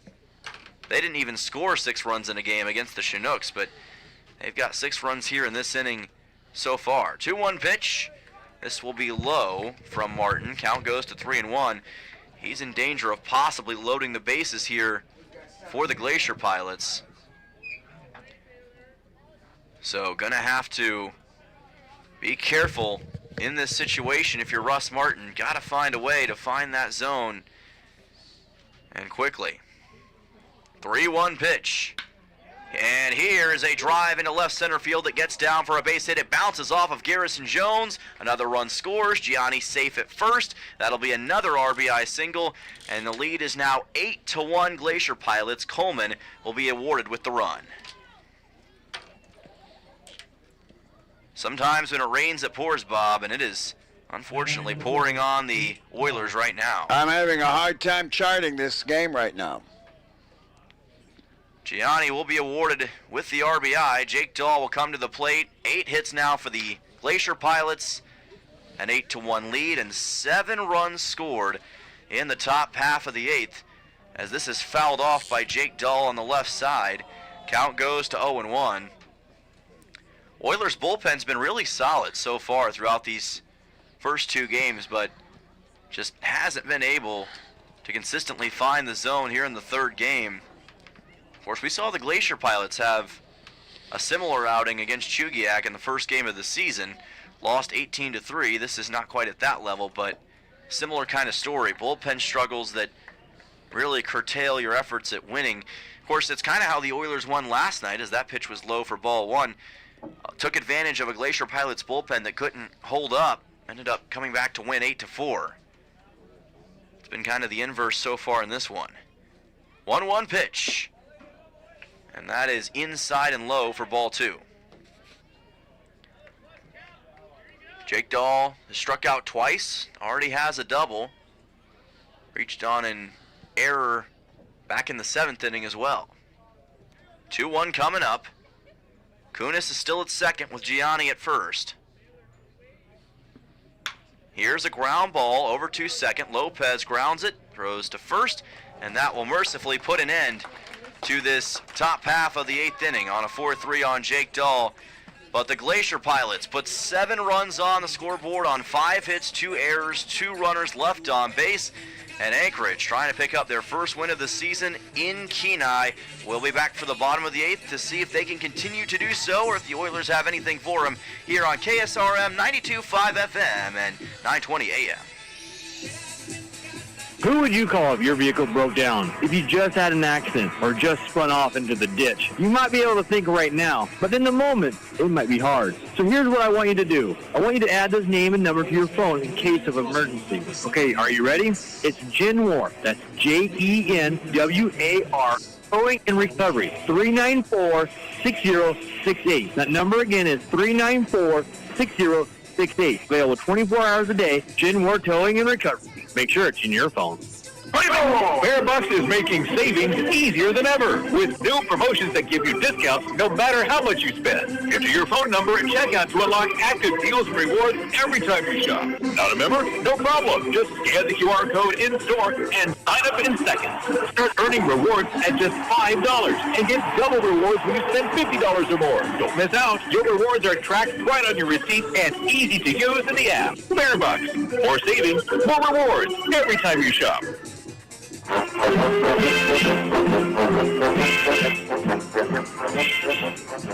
Welcome back here on KSRM. Dylan Simmons, Bob Bird joining you here for the bottom half of the 8th inning between the Anchorage Glacier Pilots and your Peninsula Oilers. Pilots on top 8-1 after a 7-run top half of the 8th inning. Grayson Osborne remains on the mound. Brady Brown, Mark Nellis, and Nolan Graw scheduled to be the three who will lead off this bottom half of the 8th inning. We'll see if any pinch hitters are brought in for Peninsula, but right now just trying to generate some offense against this Pilot squad here, Bob. Well, Brady Brown has yet the entire bottom half of the order for the Oilers came through with 2 singles by our catcher earlier in the game. And go right ahead. There's a pop up to the right side.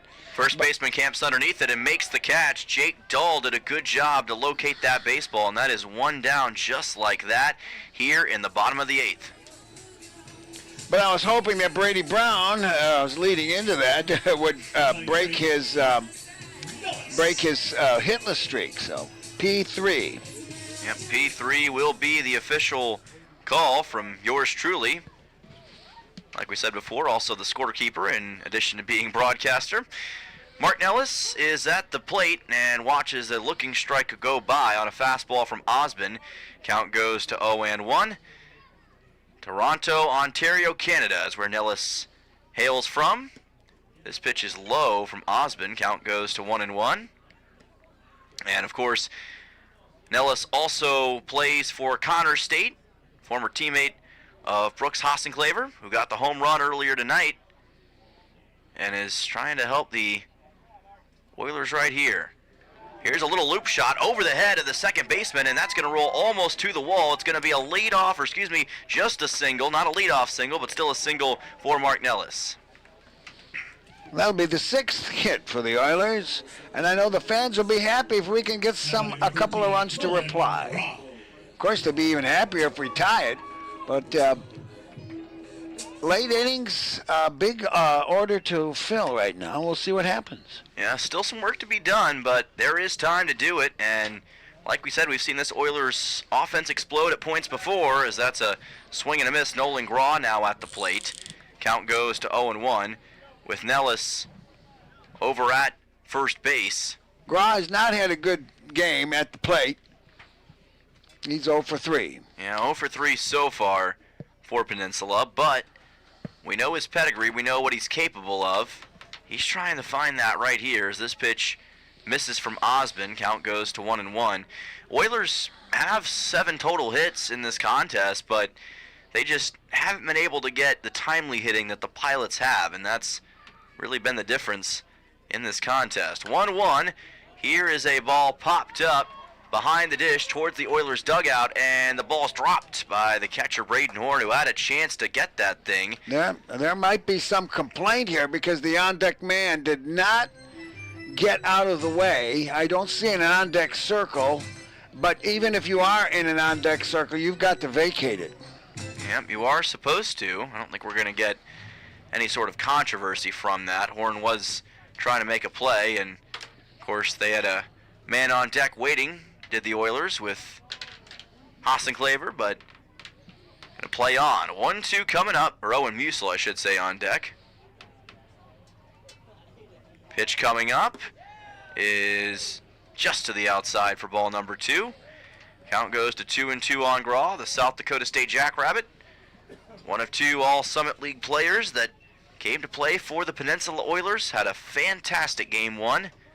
Played pretty solidly yesterday as well, but has been quiet so far today. 2-2, and this is fouled directly into the netting by Graw. The Jackrabbits, huh? I can tell you what, there's a town, Wabasso, Minnesota, and their team is the Wabasso Wabbits. The Wabbits? The Wabbits. Getting like Bugs Bunny up in here, well, my Elmer goodness. Fudd, actually. So. Ah, yes, that's true, that's true. Here is a drive down towards left center field, and it's going to land right in front of the left fielder, Von Coleman, for a base hit. So 2 straight singles for the Oilers as Nolan Graw answers Mark Nellis to second. You're not going to take any chances on the base paths. You want to have men on base and get some RBIs with a big hit here. That is a big single for Nolan Graw, and all of a sudden, Oilers building some momentum here in this bottom half of the 8th. Owen Musil will come to the plate with Nellis and Graw at second and first respectively. Now, the Glacier Pilots have seen this sort of movie before, and I'm sure they don't want to replay. They want to make sure they shut down any sort of Oilers rally right here. But Peninsula is charging hard, and they've got the belief in themselves that they can overcome a deficit like this. If they were to do that, it would be a story of stories, but still a lot yet to be done. Now 8 hits for the Oilers. Yes, now 8 hits for Peninsula in this contest. Glacier Pilots also with 8 overall. As that pitch is going to be low against Musil. Count goes to 1-0. No action in the Pilots bullpen. Yeah, they're probably pretty confident in Osbin. He's been very solid since coming into this game. Just the home run given up to Hassenclaver earlier. Otherwise, he's been rock solid on the mound. Musil still looking for his signature shot in this game as the count goes to 2-0. He's 1 for 3. He struck out looking, singled, and flied to right field. Still had a pretty solid day. Of course, he's delivered an RBI swing in some form or fashion, both in the first and second game. 2-0 pitch here. Well to the inside. Well, no, actually it's going to be called for a strike. Thought that would be called for a ball, but like we said before, can't count your eggs before they hatch. Count goes to 2-1. I'm glad I'm not the only one who was fooled today. Yeah, that's been something that's happened a couple times, but hey, we're not the ones down there calling it. 2-1 pitch. Check swing, and that is low for ball number 3. So count goes to 3-1 for Musil. And a pretty good chance here, even without a hit from Musil, to possibly load the bases if he can force a walk.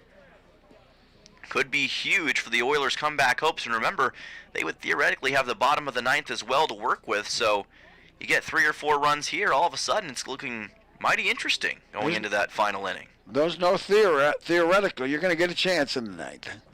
3-1 pitch. Swing and a miss here for Musil. Went after that one.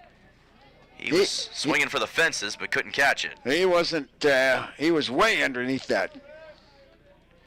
That he was, as Osmond went with the breaking ball, and now we'll see how Musil handles this payoff pitch. Nellis at second, Graw at first. 3-2 coming up, and fouled off by Musil towards the left side. That was a good fight off. That was going to be very close on the inside corner, and he was going to foul that off. So close for Owen Musil. Payoff pitch coming up once again. A hit here could spring Nellis home. A really good hit could get Graw home as well. 3-2 and another foul ball. Boy, really big war of attrition between Osmond and Musil right now. Both of them refusing to give in. Yet another foul ball. Who's going to blink first? Another 3-2 coming up. The man from Kansas City, Kansas Community College, who was sensational this year, looking for another highlight with the Oilers. 3-2. And another ground ball fouled. That was going to be ball 4, but I think he wants to put something launched into the gap. Yeah, and I think that's a solid idea because he understands that you got to take your opportunities down 7 runs where you can get them. And if you can generate some significant offense, you try to do that. And we know if anyone's going to do it, it would probably be Owen Musil for this Oilers squad. Payoff pitch again from Osbin. High drive, deep to left field, but caught by Coleman. That'll keep the runners at first and second, so Musil tried and tried, but he just could not break through Osbin, and that'll be 2 away here in the bottom of the 8th. That was the toughest at-bat of the game for any pitcher or batter. It was a heck of a battle between those two. Well said. Brooks Hassenclaver will come to the plate. We saw him get a solo home run shot for Peninsula earlier. The lone run scored by the Oilers in this game. They could use that kind of magic right here against Grayson Osbin, who delivers a breaking ball high for ball number 1. Hassan Clever's home run in right center field didn't look like it was going to be high enough to clear. Both of us expected it to be a wall banger, but we'll take the home run. That breaking ball comes in low from Osmond. Count goes to 2-0. We will certainly take the home run. Brooks working as the designated hitter for this game.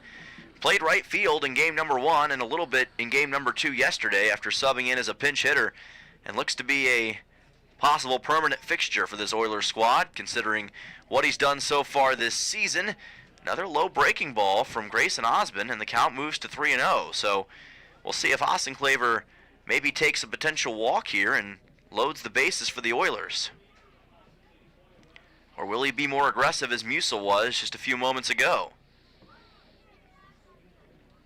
3-0 coming up from Osmond, and that's well outside and low, ball 4. So the bases are juiced for Peninsula. Well, I think that was a intentional walk. Or an intentional, call it what you want. I don't think they wanted him to hit anything, so. I think that is understood in that situation. Jack Holubowski will be next to the plate, but before that we're going to have a mound visit as they'll take a moment to talk to Grayson Osmond. Rich Price, the head coach for the Anchorage Glacier Pilots, former head man at Kansas. Of course, the Jayhawks had a heck of a run this year in the NCAA tournament, hosting the Super Regional. And Price got the Jayhawks to the NCAA tournament multiple times during his time. Now, how many is that, 16? Let's see. Or is it 8? It's Holubowski, 16, who's at the plate for the Oilers. No, I meant when you get into the NCAA tournament, how many teams are there? Yes, well, there's 64 initially, and there's 8 in the Men's College World Series, which is going on right now, as a matter of fact. West Virginia, Troy, and UNC Ole Miss earlier today. Jack Holubowski is 0 for 2. He's walked with 2 strikeouts, sandwiching it. Yeah, an 0-1 with 2 outs for Holubowski right here. Graw still at second with Hasten Claver at first, and Nellis at third. One hit could change this game up in a big way right now as this pitch is well to the outside by Osmond. Count goes to 1-1. This may be the best chance the Oilers have to put a pretty good dent in this Pilots lead considering where we're at in the game. Bottom half of the 8th inning. Osmond, 1-1. Fastball lifted and popped up. It's going to land somewhere towards the back parking lot and probably towards the concession stand. Count goes to 1-2. Well, he's going to a windup. If you were on third base and had some speed, you might be tempted here.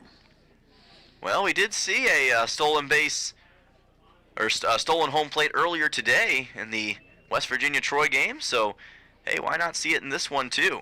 1-2 coming up. This is low, and it almost got past Braden Horn. That could have brought in a run for the Oilers, but instead the count will be at 2-2. Osmond's got to be careful there. Another low pitch, and that could allow Nellis to score. We know he's got some speed. He would not hesitate on the opportunity. 2 balls and 2 strikes coming up.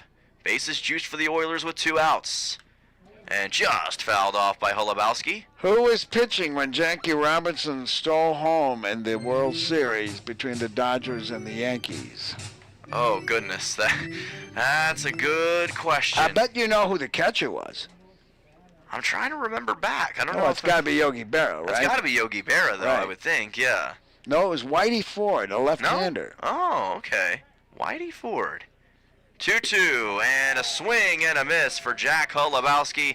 And unfortunately for the Oilers, despite loading the bases, they're going to come up empty in this bottom half of the 8th inning. Pilots on top, 8-1. No runs, 2 hits, no errors, and 3 left on base in the bottom half of the 8th. Pilots trying to pull off a win here in Kenai. Back in just a moment here on KSRM 920 AM and 92.5 FM. Everyone knows the struggle. The DMV keeps bankers hours while they're stuck at work. That's where AK Express rolls in to save the day. They handle the services people need, and that's why they want you Open until 6 p.m. Monday through Friday and Saturdays 11 to 3. AK Express makes busy schedules easier. Conveniently located at the corner of K Beach and West Poppy Lane. Next to Everybody Rides Again. AK Express, where convenience is king.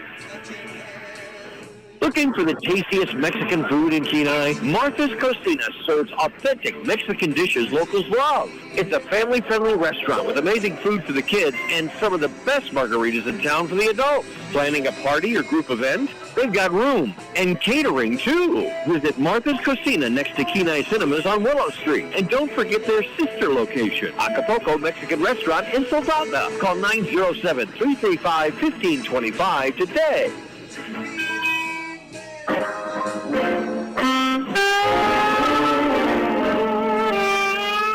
Welcome back here to Kenai, Alaska. Oilers versus Glacier Pilots, Game 3 of the series, and it is 8-1. Anchorage on top on the Three Bears Alaska scoreboard. 8 total hits for both sides. 3 left on base in the bottom of the 8th. 4 Peninsula, 3 errors for the Oilers, none for the Pilots. And Bob Bird will take you the rest of the way home. Well, we'll let you to the bottom of the 9th so the Oilers can have an exciting 7-run inning, okay? But, no, we want to get some interviews up here. I'll chase them down in the bottom of the 9th. And what a great job Dylan does. He's excellent play-by-play announcer and also an excellent official scorer. Here the first pitch bounces in, and it's ball 1 to the batter. Braden Horn struck out twice, hit by a pitch, and had a bases-loaded single that cleared him. Here's the ball 1 pitch. Pops this one up. There might be a chance here for McCormick, and it bounces right in front of us. And a fan is going to get an error on that one. Actually, I think that's one of the radar gun guys for the Oilers. Yeah, that's Ryan Kaiser out there, one of the pitchers for the Oilers in the crowd who was running the radar gun, and he says, hey, I got a souvenir now. Well, no, he missed it. It dropped between the fence, or the wall, and the protective netting, I think. Oh, I thought he grabbed it. Well, never mind. No, he tried. That's why I say it's an error. Here's the next pitch. It's high and tight, and it's 2-1. I'll have to ask him about that later when I see him in the clubhouse. Oilers have left 7 men on base. Here's the next pitch. There's a strike. And that is 2-2. And the Pilots, see how many did they leave on base last inning? They don't really care. I think they left 2 in the 8th inning. Yes, just 2 total for the Pilots in the top of the 8th. Ball 2, strike 2. To Braden Horn, the catcher. Pitch. There's a line drive base hit into left field. And Nellis will get it in to the shortstop, Graw, and a leadoff single here for Braden Horn. Yeah, he's continued to have a really solid few games for the Glacier Pilots against the Oilers. Number 5 man in the order.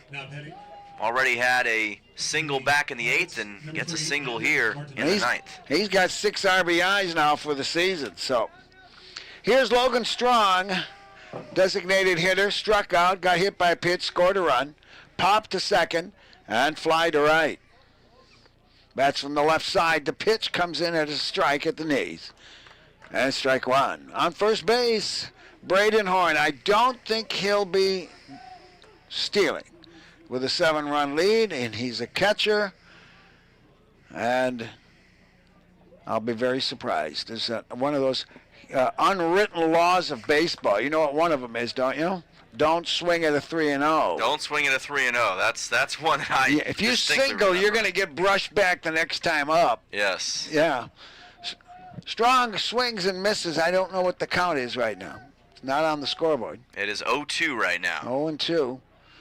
Here's the windup and the pitch. High and away.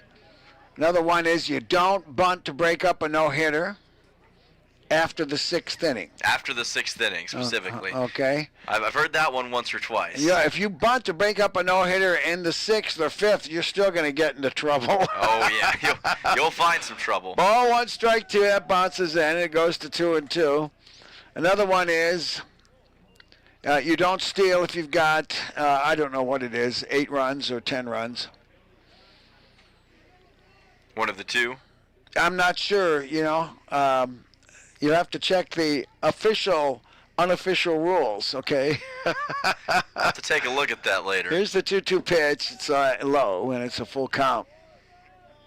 You can come up with your own unwritten rules. That is true. Don't step on the infield foul line when you head for the dugout. I like that one. Don't step on the infield. I foul never line. did because I didn't want to mess up the chalk. No, they put a lot of work into that. 3-2 pitch, and he just fouls it off.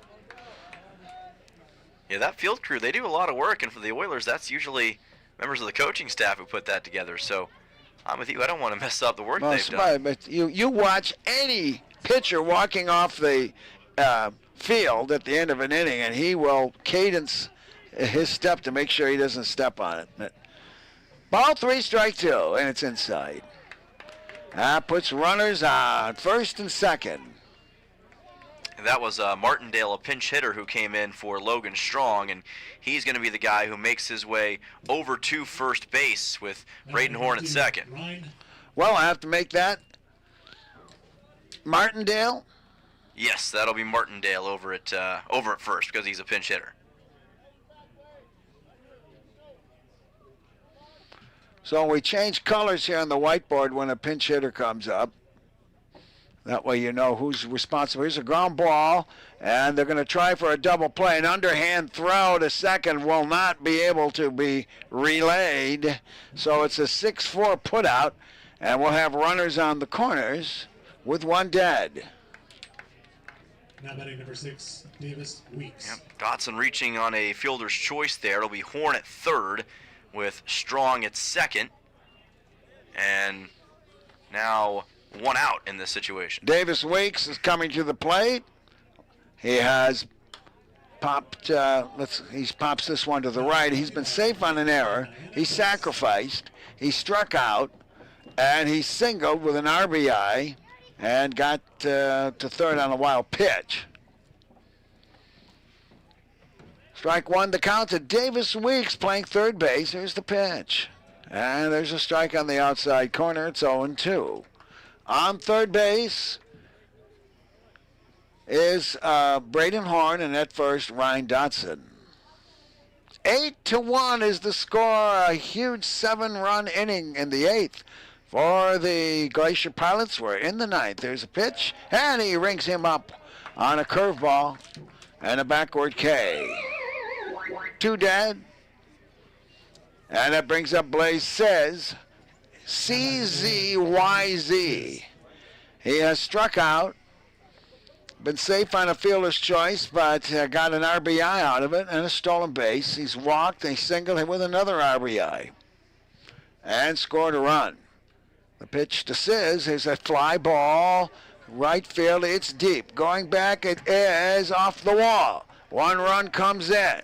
A second run's going to come wheeling in. And Sis with a monster double that banged off the Morgan Steel sign in right field gets a 2 RBI double and a great game for him today.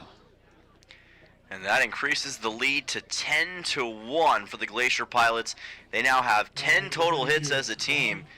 And no pun intended, the hits just keep on coming for the Pilots over the Oilers.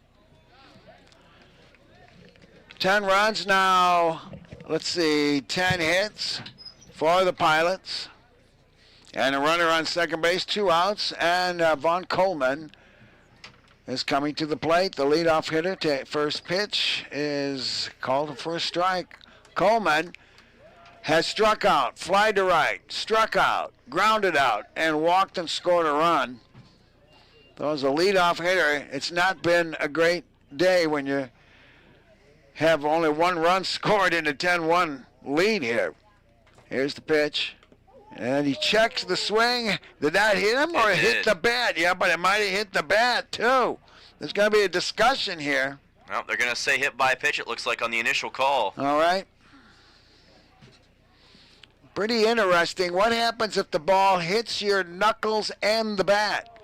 I've never had a satisfactory answer. Yeah, there's never been a clear answer for a situation like that, I don't think. Guess it's up to the umpire's discretion in a call like that. Of course, if he swings at it, it's a strike, and we had that happen. Here's the first pitch in tight to Cooper Kunis. He's grounded to short, singled, struck out, walked and scored a run, singled with an RBI. In that 7-run 8th inning, here's the pitch. Strike called at the knees. Strike zone's a little bit bigger right now. 1-1 the count. Cooper Kunis playing right field. Here's the pitch. Fouls it to the backstop, and it's 1-2. Yeah, Kunis already with a couple of singles today. Reached on a walk back in the 8th. He has had a pretty solid outing, all things considered, and he's made the most of that number 2 spot. Entered the day with just a 133 average, but that should go up after today's performance. Ball 1, strike 2. There's the pitch. And a tap fouled on the first base side. And it's been a heck of a response from the Pilots today. With all respect due to them, they've done a really nice job of finding a way to just get runs on the board against this Oilers squad in whatever fashion they've needed to. And it's been a really good response after the disappointing losses on Wednesday and Thursday. Swing and a miss. And that retires the side. In the inning, there were 2 runs on 1, 2 hits, a hit batter, a walk, and 2 men left on base. We'll go to the 9th. The score is the Pilots 10 and the Oilers 1. This is Oilers baseball on KSRM. Cuts, fractures, sprains, burns, fishhooks, and workplace accidents. Odyssey Urgent Care treats the injuries that can't wait. Need stitches? They perform laceration repairs right here. Got a fishhook where it doesn't belong? Well, they can help with that too. With on-site x-ray services, splitting, braces, and expert injury care, you can get diagnosed and treated in one convenient visit. Conveniently located in Kenai in the Odyssey Family Practice Building. Open Monday through Saturday, 8 a.m. to 6 p.m. Walk in or call 907-283-8400. Odyssey Urgent Care. Epic healthcare for your journey. Hazardous trees are such a problem here on the Kenai Peninsula, but they have to be handled, and the place to call is AK Tree Solutions. With many years of experience in residential hazardous tree removal, they offer guaranteed customer satisfaction, and they're very accommodating. AK Tree Solutions also offers tree pruning, and they're licensed and insured. Get those hazardous trees off your property today. Call AK Tree Solutions, 907-398-2903. That's 907-398-2903.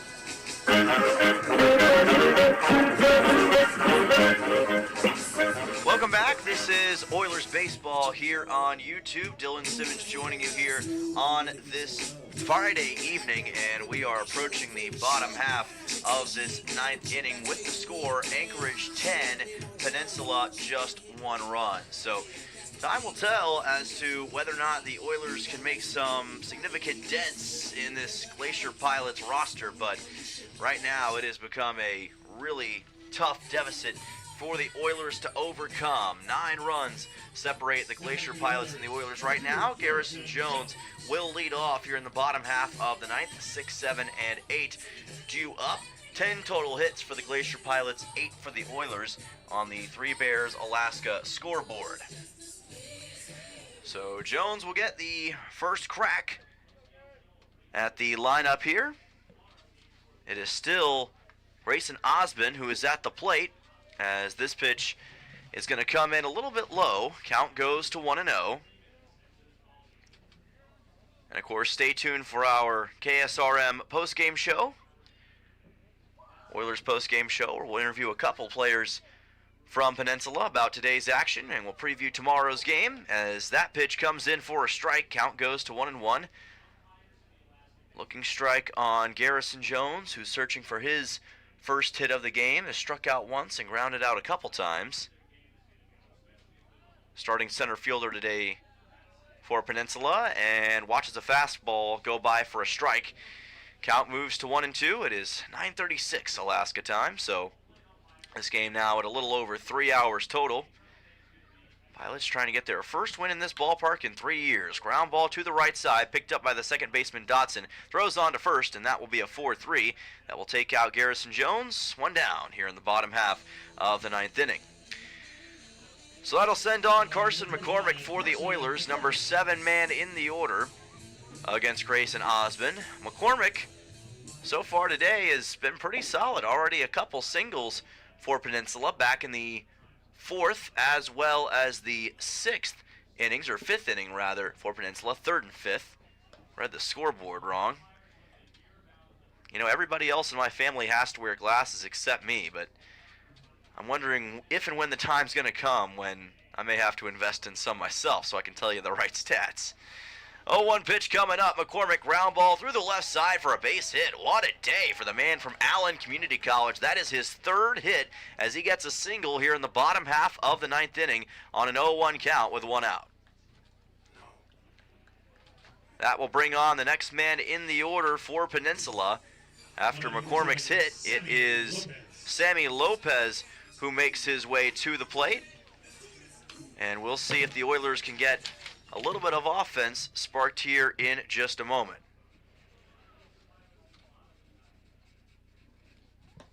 Here's a breaking ball from Osmond that will miss the zone. Count goes to 1-0.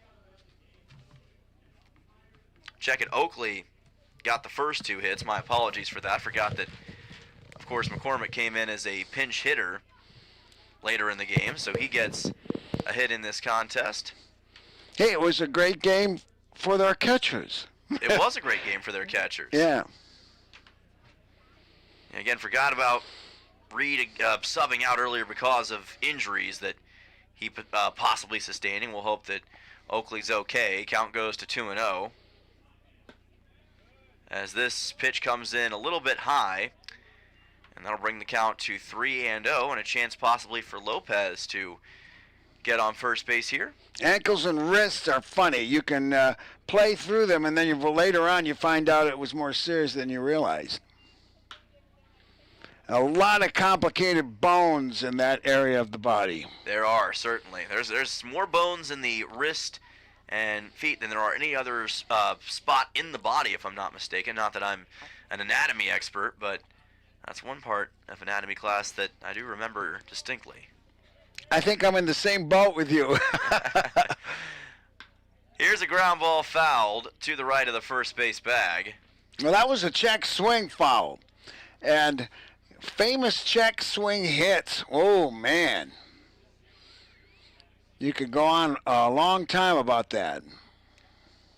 That you certainly could. Oilers hoping for some hit of any kind right here with Lopez. 2-2. Here's a fly ball towards right center field, right into the hands of Antonio Gianni. That is out number 2. 2 away, and the Pilots 1 out away from victory. Well, Sammy Lopez, the little guy, got quite a hold of that one. He did. That was a really good charge for the Cal Baptist Lancer. Had it looking like it might get down towards right center field, but just couldn't get it down quick enough. That'll send Brady Brown to the plate. Number 9 man in the order for Peninsula. The last little bit of hope they've got of making this interesting late in the contest as this pitch comes into the outside. And you know, it's interesting. Oilers have 9 total hits to the Pilots 10. Despite that, a 10-1 deficit, which just goes to show you how important when you get that hit, when you get those hits are. I once saw the Oilers down 6-0 in the bottom of the 9th. With 2 outs, they tied the score. And then they lost in extras. Oh, man. That was probably about 2004 and 2005. I've never seen anything like that. That's certainly a heck of a rally. Oilers could use something like that right now. Looking for a little bit of magic. Osmond breaking ball. And that is another strike. Count goes to 1-2 on Brown. Oh, you always wonder, what is the greatest comeback with 2 outs in the bottom of the 9th in MLB history? I've tapped that in, and I've not gotten an answer. There have been some good ones over the years, but in that specific situation, I'd have to think a little bit. 1-2 coming up to Brown with 2 away. The answer I got was comebacks in the 9th, but no, I want it with 2 outs. With 2 outs specifically, yeah. Yes. That's where it's going to be a little bit more difficult to find an exact answer. Brady Brown with a 2-2 with 2 outs. McCormick at first. Oilers hoping for something miraculous here. 2-2 pitch, and that's low for ball number 3, and in the dirt past Brown. Horn able to keep it in front of him. What's the record for most foul balls in one at bat? Ooh, boy, I don't know the exact answer. I'm going to go 12. I think it's 27. Oh, my goodness. And the guy struck out. Oh, after all that? Yeah, that's what he said. Oh, man. It was in the last 30 years, I think. 3-2 coming up for Brady Brown here in the bottom half of the ninth. And he will foul this one off. Keep the count full. You'll notice at first base, McCormick is not going off to second base for defensive indifference. He's not being kept on the bag, but with a 9-run deficit and 2 outs in the ninth, there's another unwritten rule. Yes. Another payoff pitch coming up to Brown from Grayson Osmond. And that will be called strike 3, and that will end this one here at Coral Seymour Memorial Ballpark. The Anchorage Glacier Pilots pick up their first win here in 3 years by a score of 10-1, thanks to a dominant top half of the 8th inning. 7 runs scored, 9 combined in the last 2 innings, and the Pilots hand the Oilers their first loss of the season. Coming up at the end of this game, stick around for the Peninsula Community Health Services post-game show, and we'll be back with the post-game show after this word. This is Oilers Baseball on KSRM.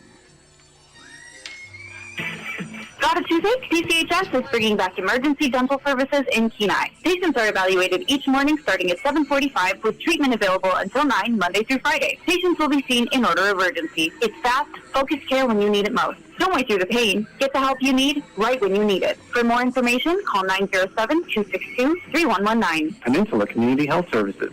Healthcare for all.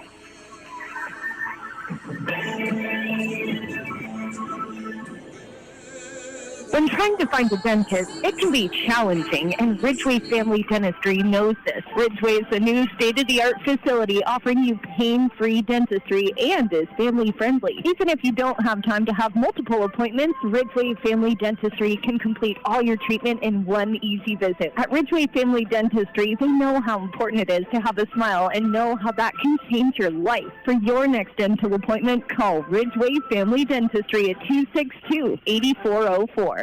The World Cup's coming and everybody's talking defense. Here's a strategy that works long after the final whistle. If your family is complete, a no-needle, no-scalpel vasectomy is a safe, effective move. If you're done building your team, it may be time to strengthen your defense. Dr. Alvarez can perform your procedure in Soldotna or Homer. It's quick, comfortable, and a whole lot easier than chasing toddlers into extra time. Don't leave your future up to a lucky bounce. Call Peninsula Surgery and Aesthetics 907-235-1010 and schedule your no-needle, no-scalpel vasectomy. Score some peace of mind and enjoy the games.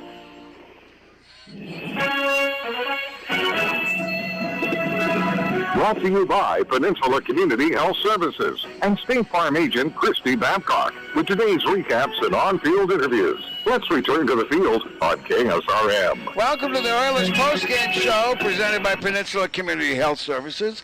PCHS supports your health, offering medical, dental, eye care, and behavioral health services. Visit them online at pchsak.org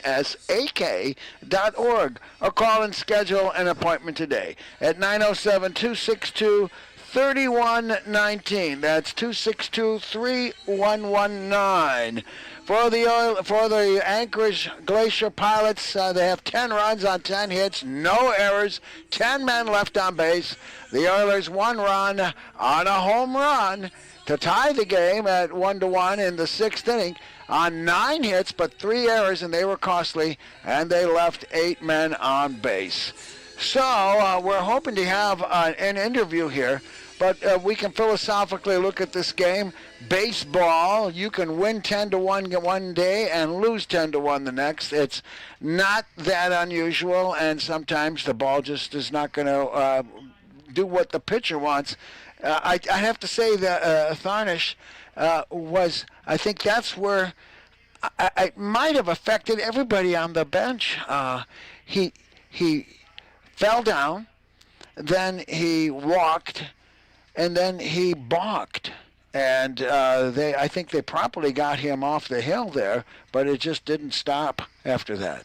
Yeah, it was kind of like a snowball rolling down the hill after that point. And like you said, in that top half of the 8th inning, once one thing went wrong, a lot of things went wrong, and on the way to giving up 7 total runs to the Glacier Pilots. And it is odd because, like you said before, Oilers won both Wednesday and Thursday, looked very dominant doing so, looked very tenacious doing so. But the Pilots, give them credit. They came to play today. The bats showed up late in the game. Oilers fell, but in many situations, losing a game like this can be a great teacher for you the rest of the season, and sometimes you learn more from defeat than you do victory. So the Oilers definitely have a chance to use this to their benefit, come out stronger tomorrow, and although they didn't have the pitching performances that they needed today, that'll just motivate them, I think, even more for tomorrow and Sunday as the remainder of this series comes up. This was a pitcher's duel until we went into the 8th. Yes. Reef Sharman, the starting pitcher, went 5 innings, gave up no runs, only 4 hits, struck out 7, walked 1, and hit a batter. And then Cody Smathers, 5 runs, 1 run, just 2 hits, I think, struck out 8 and walked none and hit 1 batter. And so it was 1-1 going into the 8th, and boom, okay. So the Pilots got a run in the 5th, 7 in the 8th, and 2 in the 9th. Yes. And the Oilers just 1 run in the 6th. So pretty thrilling to see that home run. I'm sure everybody was thrilled when they saw that, and we're going to have a nail-biter right into the 9th, and that's the way it goes. All right, you're listening to the Peninsula Community Health Services post-game show. PCHS supports your health, offering medical, dental, eye care, and behavioral health services.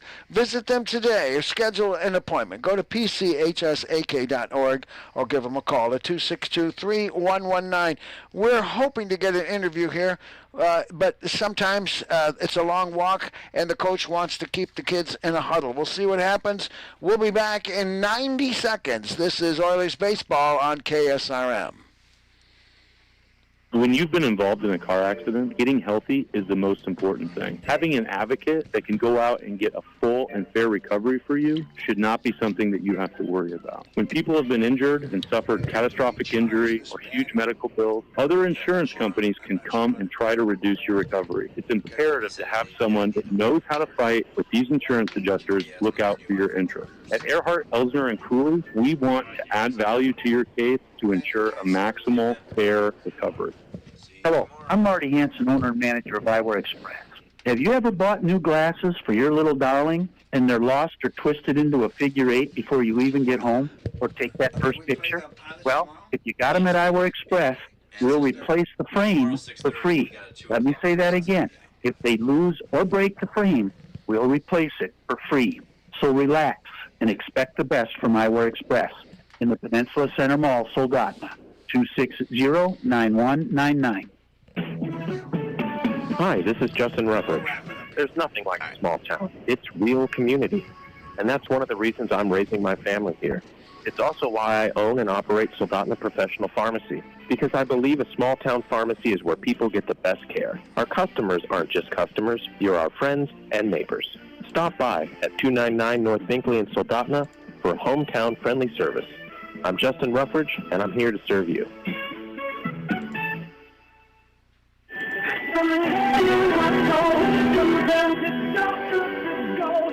Bob Bird and Dylan Simmons. Dylan, we'll be back here tomorrow. We certainly will. Game 4 of the series, 6:30 p.m., I should say, right here. We'll be going live a little bit earlier, of course, and Oilers looking to get back in Game 4 and get to 3-1 on the season. We're not going to have a post-game interview. That's the kids are staying late for a huddle, and so we're going to wrap things up. But once again, the final score is the Anchorage Glacier Pilots 10, the Peninsula Oilers 1.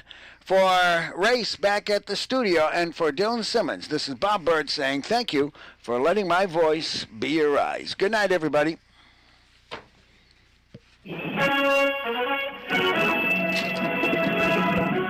Have a good one. All right, thank you, Race. Fall on KSRM 920 AM, 92.5 FM, and on the web at RadioKenai.com. The 2026 Peninsula Oilers pregame show is brought to you by Sweeney's Clothing, including a look around the league. featuring scores and standings and starting lineups and pitching matchups as we go around the horn. Sponsored by Genoir Towing and Recovery. Today's baseball game